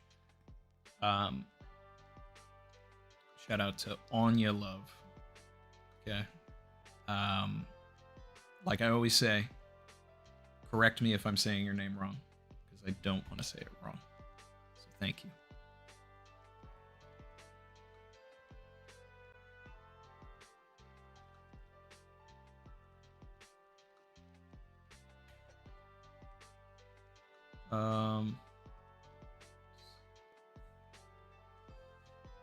Crush, yeah, I've talked about this. Pretty sure I made a theory video around the time of the wanted poster reveal, or at some point, I don't know. I have a Frankie video somewhere on the channel, and that was part of my theory because that had already come out. Crush was looking through the future version of the Straw Hats Oda drew in the SBS. Frankie is a ship in the bad future. Yeah, so we could get a combination of that. This could be the bad future that leads to his dream anyway. I don't necessarily want it to happen, but there's story there.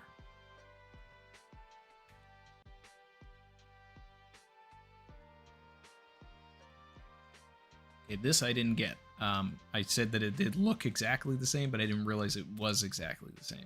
Saeed said, oh, by the way, that's the same power plant in Egghead. They just moved it to the Holy Land. How did they get it there that fast? They just teleported it or what?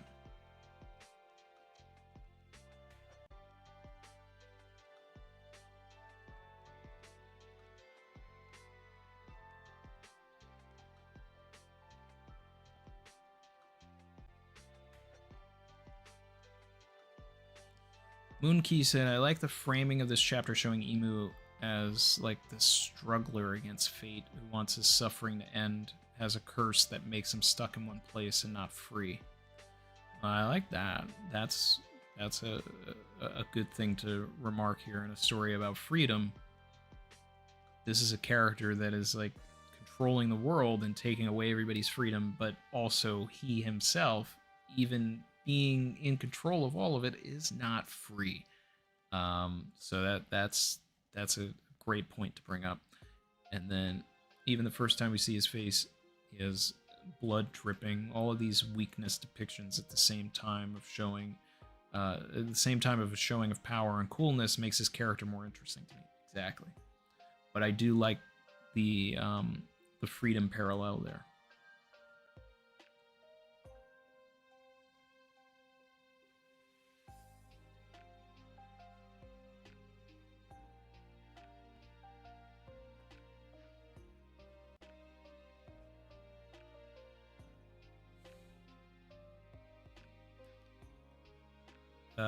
Chin said, Randy, isn't Jinbei at risk of dying too?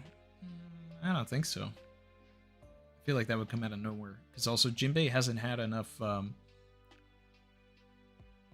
focus at all since like joining the crew. And then especially not in Elbaf. So I feel like if Oda was going to kill Jinbei, he had a lot of focus. And at least in, you know, recent chapters or whatever, like Frankie just got an upgrade. Frankie was one of the first people to fight one of the Gorosei. So it's like, I feel like it would be satisfying. It's not gonna be, you know, from a structural standpoint, but the other thing too is like Frankie is notoriously the least popular Straw Hat. In all of the polls and everything, Frankie never gets all the love. So it's like, how do you boost a character to the top of the polls or anything like that? You kill him. Look at the, you know, if you guys are paying attention to the polls and everything like that, like Ace is in the top 5. Ace has been dead for over a decade. Maybe 2 decades at this point. I can't remember how long it's been.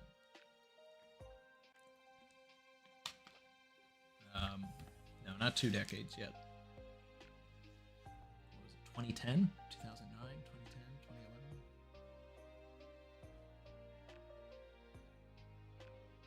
Yeah, I think it was 2010, probably. So yeah, 15, 16 years, something like that.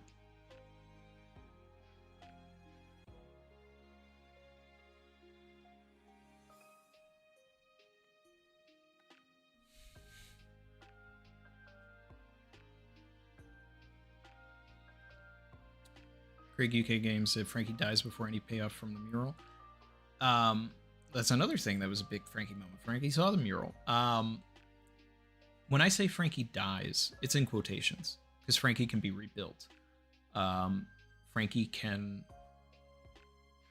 fuse with the Sunny. Frankie could become a Klaboterman for his own boat. Like, there's a lot of ways for Frankie to die and live on, unlike the rest of the Straw Hats.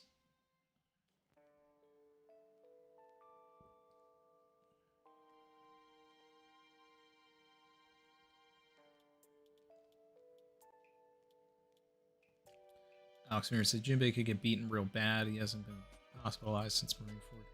I want some Jinbei moment. I want, like, Jinbei is my least favorite Straw Hat.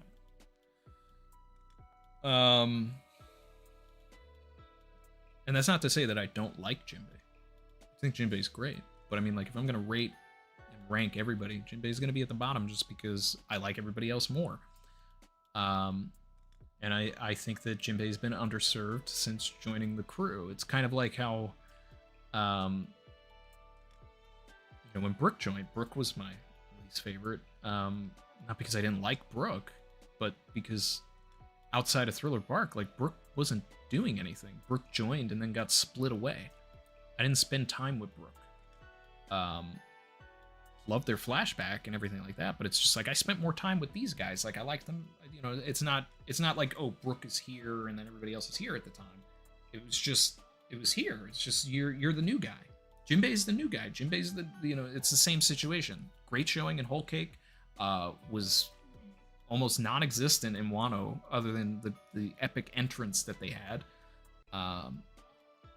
The Who's Who fight was really unmemorable outside of the first mention of Nika, and I think Oda was trying to you know, endear us to Jinbei a little bit by having Jinbei be like part of the exploration crew for Egghead, but then Jinbei just sort of fell away.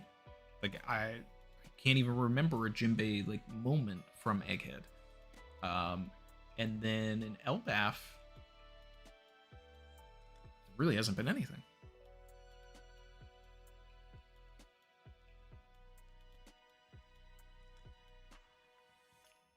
Dax said, I'm also a hater of the frequency of Fireman Jinbei compared to all other occupations of Jinbei.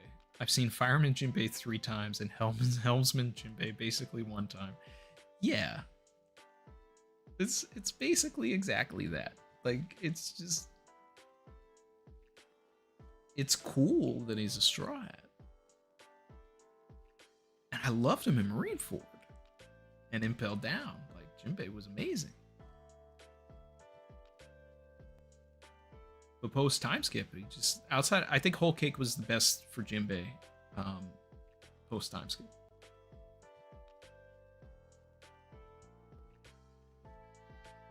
He threw Zoro at an elder.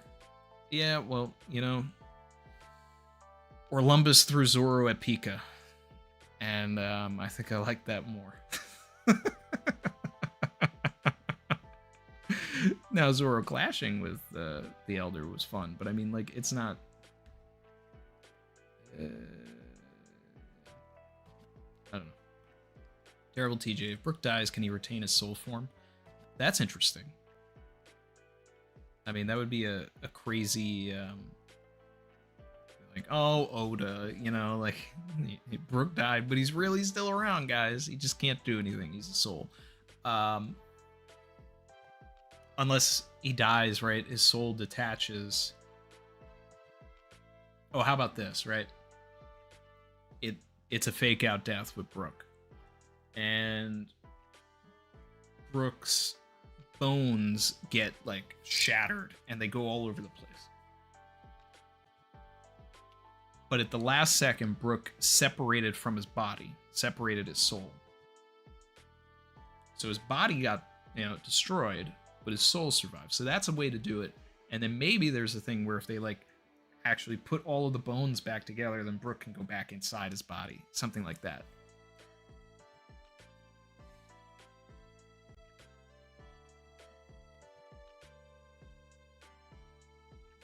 I can definitely see something like that. Craig said Brook needs to be in his Afro body for Laboon to recognize him. Exactly. And Brook will see Laboon again. I guarantee that. So Brook's not gonna go, because Brook seems like too obvious of a person. Now Brook would separate from his body using the soul, and then he would just go back into his body.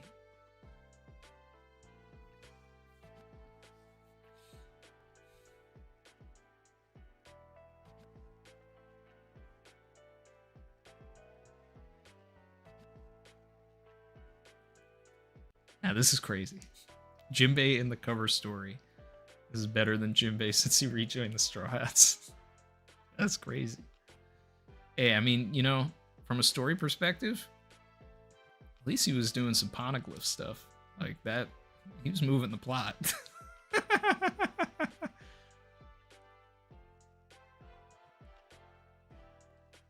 Mizukame said, I love the anti-racism PSA beatdown Jinbei put down on Who's Who. Yeah, that was great.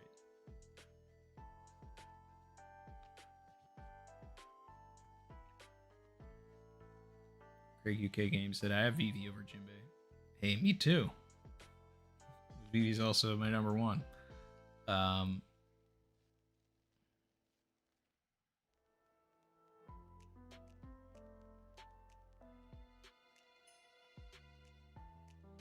Frankie gonna get feats in 1180? I don't know.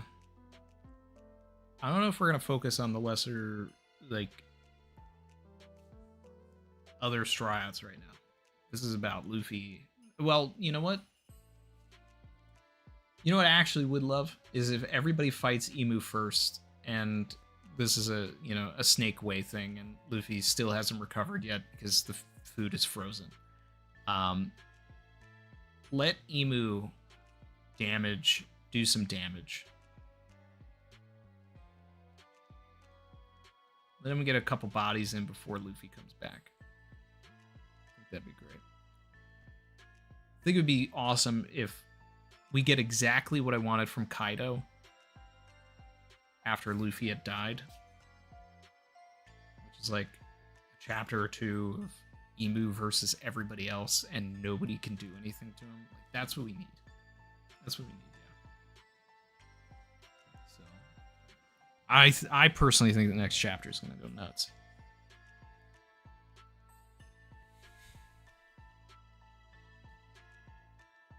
Samiran said, Gunko and Shuri could die. We know Emu has an extreme method of firing people. Yeah, but I think that would be petty considering that Emu was the one puppeteering Gunko, so I don't think that's fair. I think it was easier to do that to Saturn because Saturn was kind of in control of his own body there.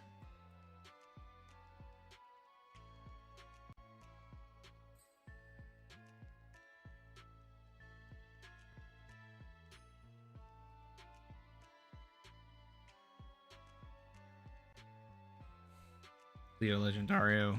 Emu when he sees Zoro and Chopper. Ryuma and the Forest God? I think it's also important that we don't know where Chopper is in this chapter. I think that's going to be a plot point.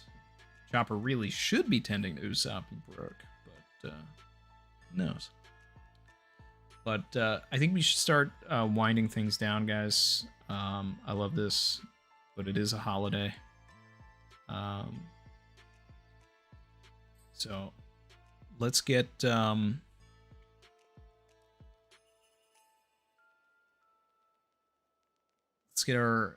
final thoughts in here. Last couple of minutes. Anything else that we want to talk about? Anything else that we should talk about? Anything else that we should consider?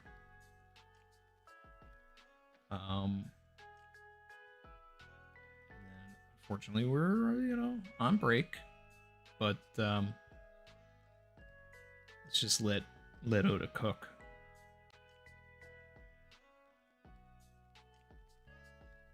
Yeah, it's all I noticing now here the little trickle of blood from Emu's mouth.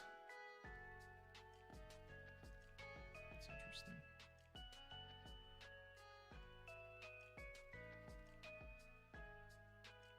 Also, props to Oda for not going the route of Emu having like this wacky, humorous design. Like, Oda gave us stereotypical cool villain for the end, which I appreciate. Can Ragnar freeze Emu? Well, technically it did, but Emu was able to get out. I think Emu will be able to nullify Devil Fruits.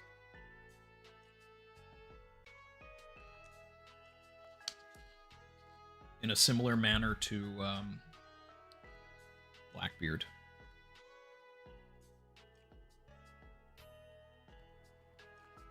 Leo Legendaria is the anti-Nika, Goofy versus Edgy. Yeah, you can't have Goofy versus Goofy. Uh-huh. Gosh. Let's see.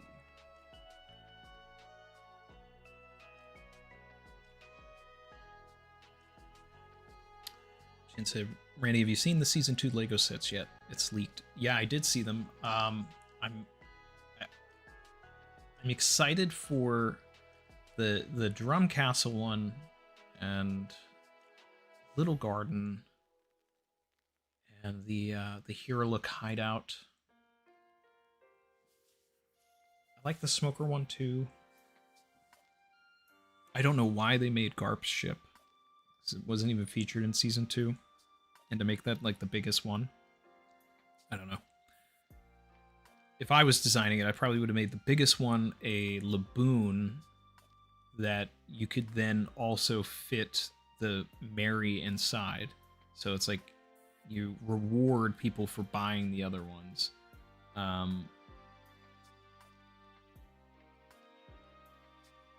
But I think my biggest disappointment is with the Little Garden set, they don't have Nami and Vivi there.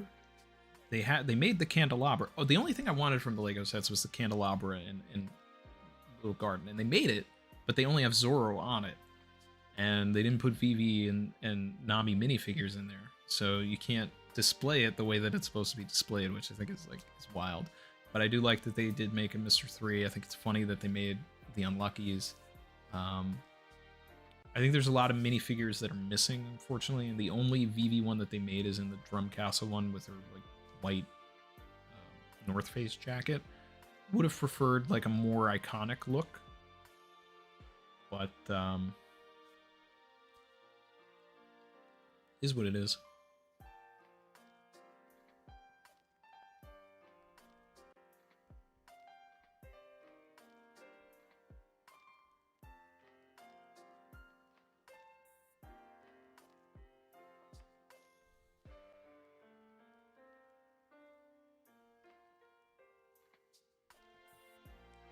The castle, yeah, I'm definitely gonna get the castle, and I'll get the little Garn one too. But I might have to put some of my own figures on the little candelabra rather than the Lego ones.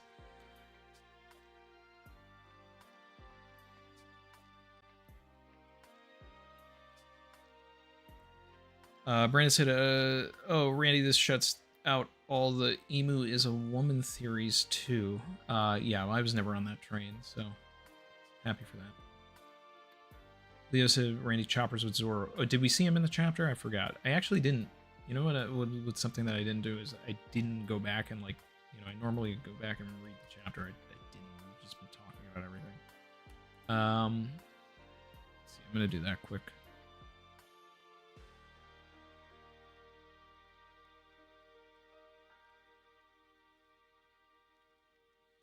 Yeah, I'm still upset that we didn't get an answer on, like, what happened at the Holy Land, but I do hope that it had to do with Blackbeard. That's my favorite idea.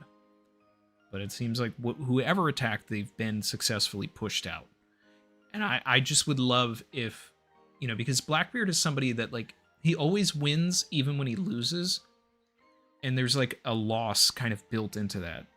I talked about it before, but Devon being able to turn into Saturn, if they, like, came in and they were, like, really high on their own supply of, like, well, we have the, you know, the visage, the ability to transform into, you know, one of these elders, and then, like, here's Saturn just walking around and someone's like, what? And then the plan just crumbles from there. But in the meantime, they are able to get something that they need. Like, maybe they need the hat. Maybe they got the hat. I don't know.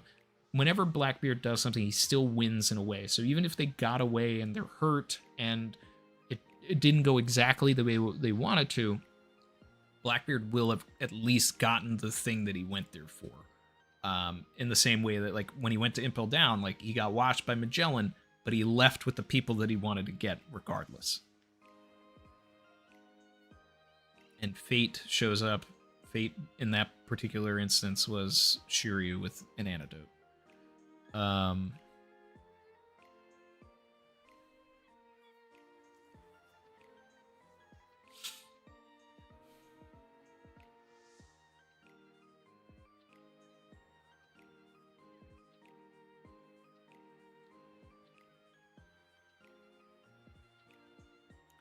love that Garling is, like, fulfilling his duty as the new godhead of science. So it's like, that was Saturn's role. Saturn's dead. So Garling is literally in charge of the Mother Flame and all of this science stuff, and we see that, and that's cool. So there's some consistency there. I love how Warcury was, like, ready for action. That man rarely gets up from that couch, but he stood up. He rose and he was like, "All right, let's get this going."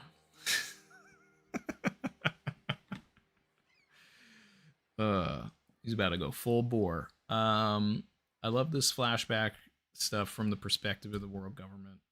It's really fun. I think this is going to be a great episode when it's animated. There's a lot of ways to, like, really add some flair here if they want.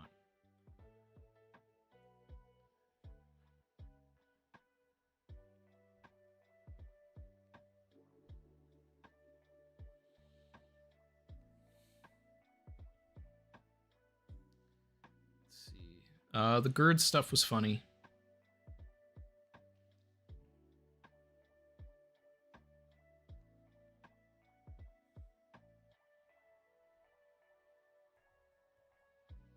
I still think this cyborgerized them thing from Frankie is foreshadowing.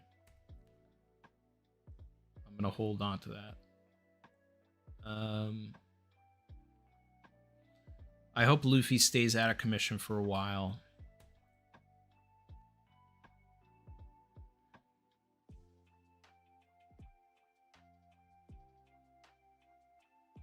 Oh, there is Chopper. We do see Chopper in the chapter. Okay.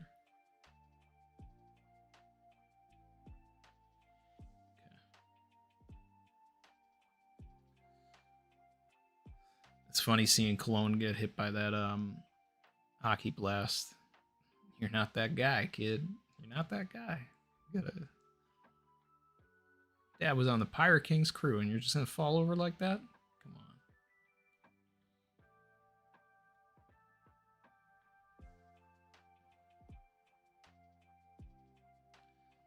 And then Emu. That's just crazy.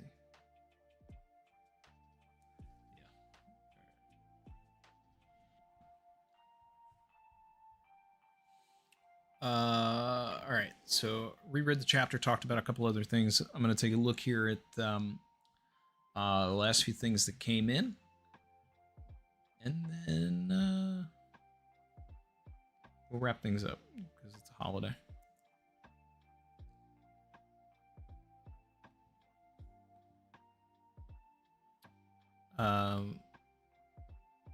Anya Love said,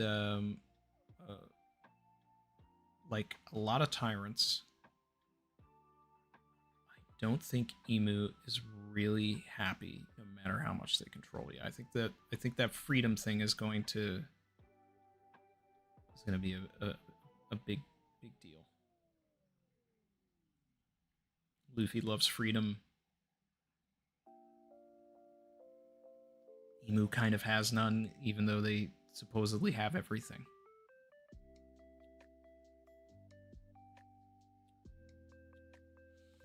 Leo Legendaria, Loki's line about Ragnar is a clue to how to release the giants on Punk Hazard. Yeah, I hope we don't go back to Punk Hazard. I mean that's a big thing that is still hanging in the wind. But how far backwards are we gonna go? Unless we can start like warping around, I don't know. Alex Mirren said, I don't trust the One Piece opinion of anybody who thinks Usopp is or should die. It's a mark of ignorance. I think that maybe a little harsh there, but I agree at least that Usopp is not going to die. Like, I think he is the most safe character in all of One Piece.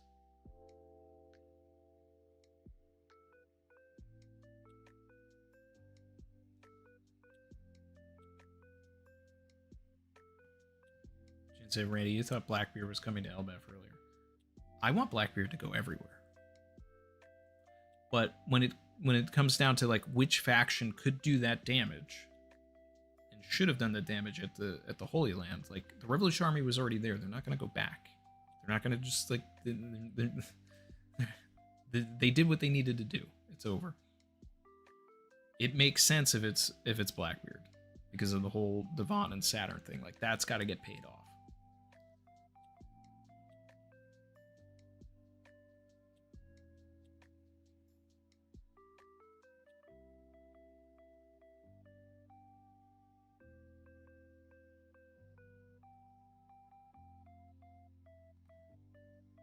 TSMC crew said, don't feel Blackbeard. His crew maybe, but Blackbeard in there would make a bigger mess. He's too OP now. I mean, it looks like the Holy Land is destroyed in a way. Like, I like that. But the other thing, too, is,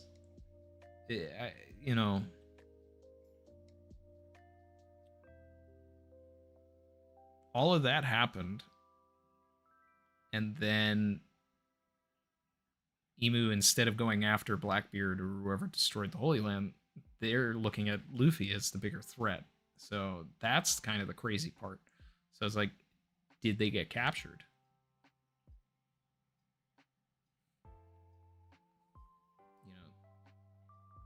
You mentioning that like kind of makes me think like, what, actually, I don't know if it would make sense if they got away. And that would be interesting, because I think that there might be an element where we do, as a crew, have to go to the Holy Land. And maybe we get slapped there by Kuma. Maybe Imu teleports them, and then he's got the home field advantage and full power, and we have to beat him at full power. And then it is a thing where Luffy and Blackbeard have to work together, and they've got to, it's not Impel Down, but they have to do a breakout of all of the Blackbeard pirates and everything, and everybody's fighting Emu. People would be disappointed because they wouldn't get the one-on-ones against the Blackbeard pirates that we've been promised, but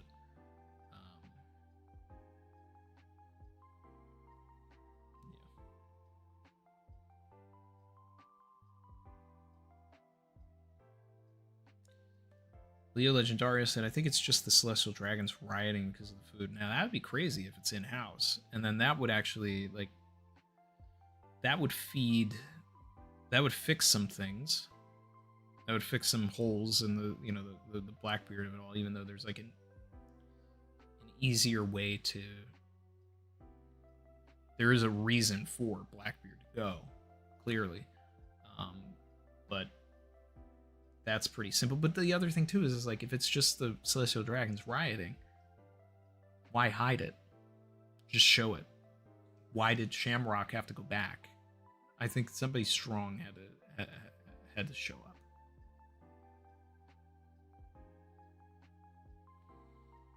Crush it. The only Robin minifig comes with Garp Ship. Yeah, that's another thing that's kind of crazy.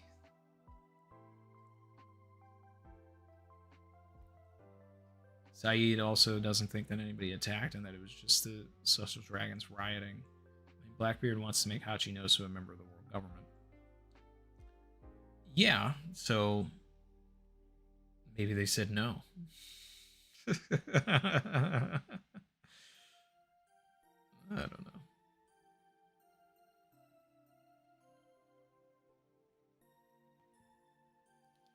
Crush speaking to one of my favorite theories. I like the idea of a reverse Marineford where Luffy is kidnapped by Emu and everyone needs to come to save him. Yeah, that's my that's legitimately my dream ending for the story, and I have a couple of videos on the channel about it. Because it's like, here Luffy is gone and he's liberated every island, right? But then it's like, if everybody then has to come and save him, it just feels full circle to me. And it literally shows the impact that Luffy has had on this world, which on a meta level would also like get the reader invested because Luffy has impacted us. So we get to watch all of the people that Luffy has helped like go for him. And then of course there's got to be an element where Luffy gets freed and then, you know, like he has a big fight and everything and it, you know, it feels magical, but it's a way for every other character in the story to do something and take the focus off of Luffy for a little bit.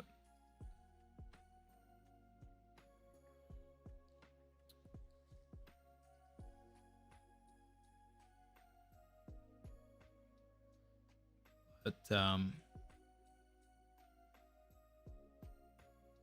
think I'll wrap things up, guys.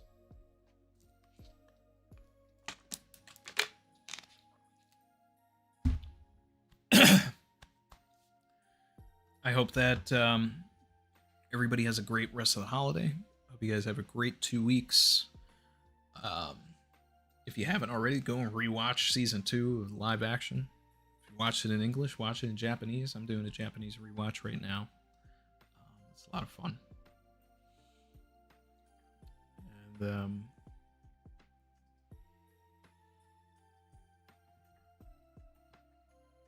this was a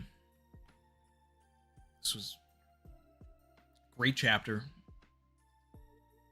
It's a Hall of Famer. We got Emu. We got Emu not in silhouette anymore. Hall of Famer. 1179. Infamy. 1043. You know, there's just those chapters you remember. But I also think that the next one's going to be good. Like, it's got the potential. So I'm looking forward to that. I think things are going to get crazy. I hope they get crazy. Prepare yourselves, people. Thank you, Mizukami.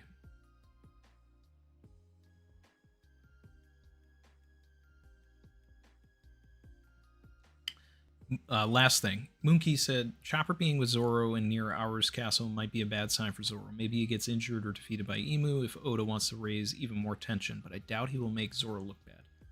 Wrong. Any time that Oda has ever wanted to up the stakes, Zoro is exactly the person that he uses to show that. Think back to Sabati. So if this is Sabati 2.0,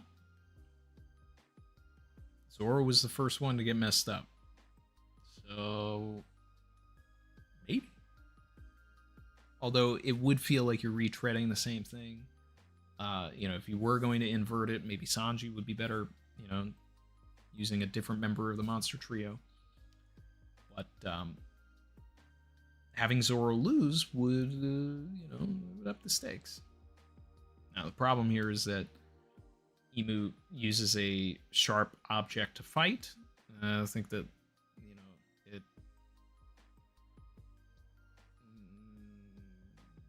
it's not a sword, but could be, it's in the sword class. Consider Imu a swordsman, but that's where you kind of gotta watch out. But anyway, I did not see the new anime episode, but I hope it was good. Is the opening? Wait, is it? If it's out, I gotta watch the opening. I don't have time to watch it on stream, unfortunately.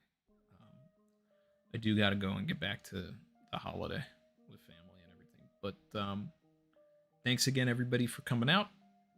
Thanks for sharing this with me. Thanks for warning me that I should stay pure. And I'll see you guys for 1180. Last one.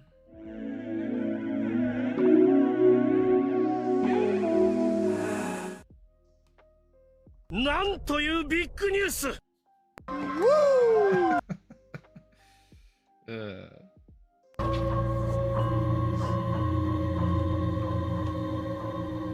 Someone cooked here. Surprise, motherfucker. All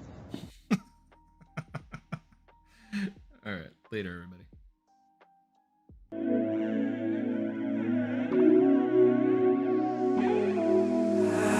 I've been swimming deep, deep. Savage.